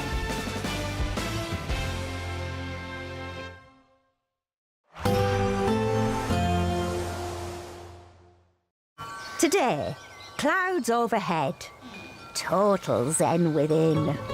Boxed Solar sponsors the weather on GB News. Hello, very good morning to you. I'm here with your GB News weather update from the Met Office. Now things are going to turn pretty wet and pretty windy for many of us as we go through today. It's all because we have some very wet weather across parts of the southwest at the moment, and that's feeding its way northeastwards. The heaviest rain is going to be across southern, southwestern parts, 40, 50, perhaps even up to 60 millimetres in some places. And we have some strong gusts of wind to watch out for, 50 to 60 miles per hour, perhaps 70 miles per hour in some exposed spots towards the southwest. That wet and blustery weather will feed its way further northwards, and whilst temperatures are going to be a little bit above average for the time of year, it's going to feel pretty unpleasant with all that unsettled weather around. Now, as we head into this evening, staying pretty wet across many parts of Scotland. The rain won't have actually reached the far northeast of Scotland and Orkney and Shetland, so drier here. Otherwise, yes, a wet and blustery end to the day, some spray on the roads to watch out for. The rain having cleared mostly away from Northern Ireland, a few outbreaks of rain lingering for a little while yet. Similar down the western side of England and Wales, some hefty showery bursts of rain here, cloudier towards the east with the more persistent rain clearing through. Then as we go overnight, something a little bit clearer, drier developing from the west, so a quieter spell for a time with some clear skies for many places, albeit a fair few showers continuing across parts of the northwest in particular. With some clear skies, especially in the east, it could turn a little chilly, mid-single figures, perhaps even low single figures in some prone rural spots. Then through Friday, well, a drier day for sure for most places, especially across central and eastern England. A good deal of fine sunny weather here. More showers towards the north and west of the UK, but the rain won't be as heavy and the winds won't be as strong as what we're seeing through today. There's more wet weather to come as we go into the weekend, but things are set to turn drier as we go through into Christmas week, and with that, temperatures dropping as well. Bye-bye. Today, clouds overhead. Total zen within. Boxed Solar sponsors the weather on GB News.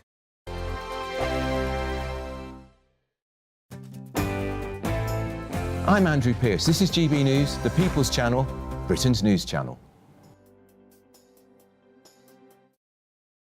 Westminster's full of talk, but out here, it's the real world. Am I allowed to talk then? No, that's it. This is where it matters, real people and real lives. That's what politics is all about. The fact has Trump made a good start? No. Straight answers, no spin, and just a couple of pints. How many fingers have I got up? About 10. So join me for Lee Anderson's Real World every Friday at 7 p.m. only on GB News. The People's Channel, Britain's news channel. At GB News, we love to hear from you, our loyal community. So drop us a line at gbnews.com/yoursay. There you can talk to each other and also to the presenters live on air. gbnews.com/yoursay, because GB News is your channel, Britain's news channel. In the GB Newsroom, we bring you the news as it happens. With our team of dedicated journalists across the UK, we're ready to keep you up to date with what's happening every half an hour, every single day. Bulletins here on GB News, the People's Channel, Britain's news channel. From the school run to the home run, watch a new show for all of Britain. So he can say whatever he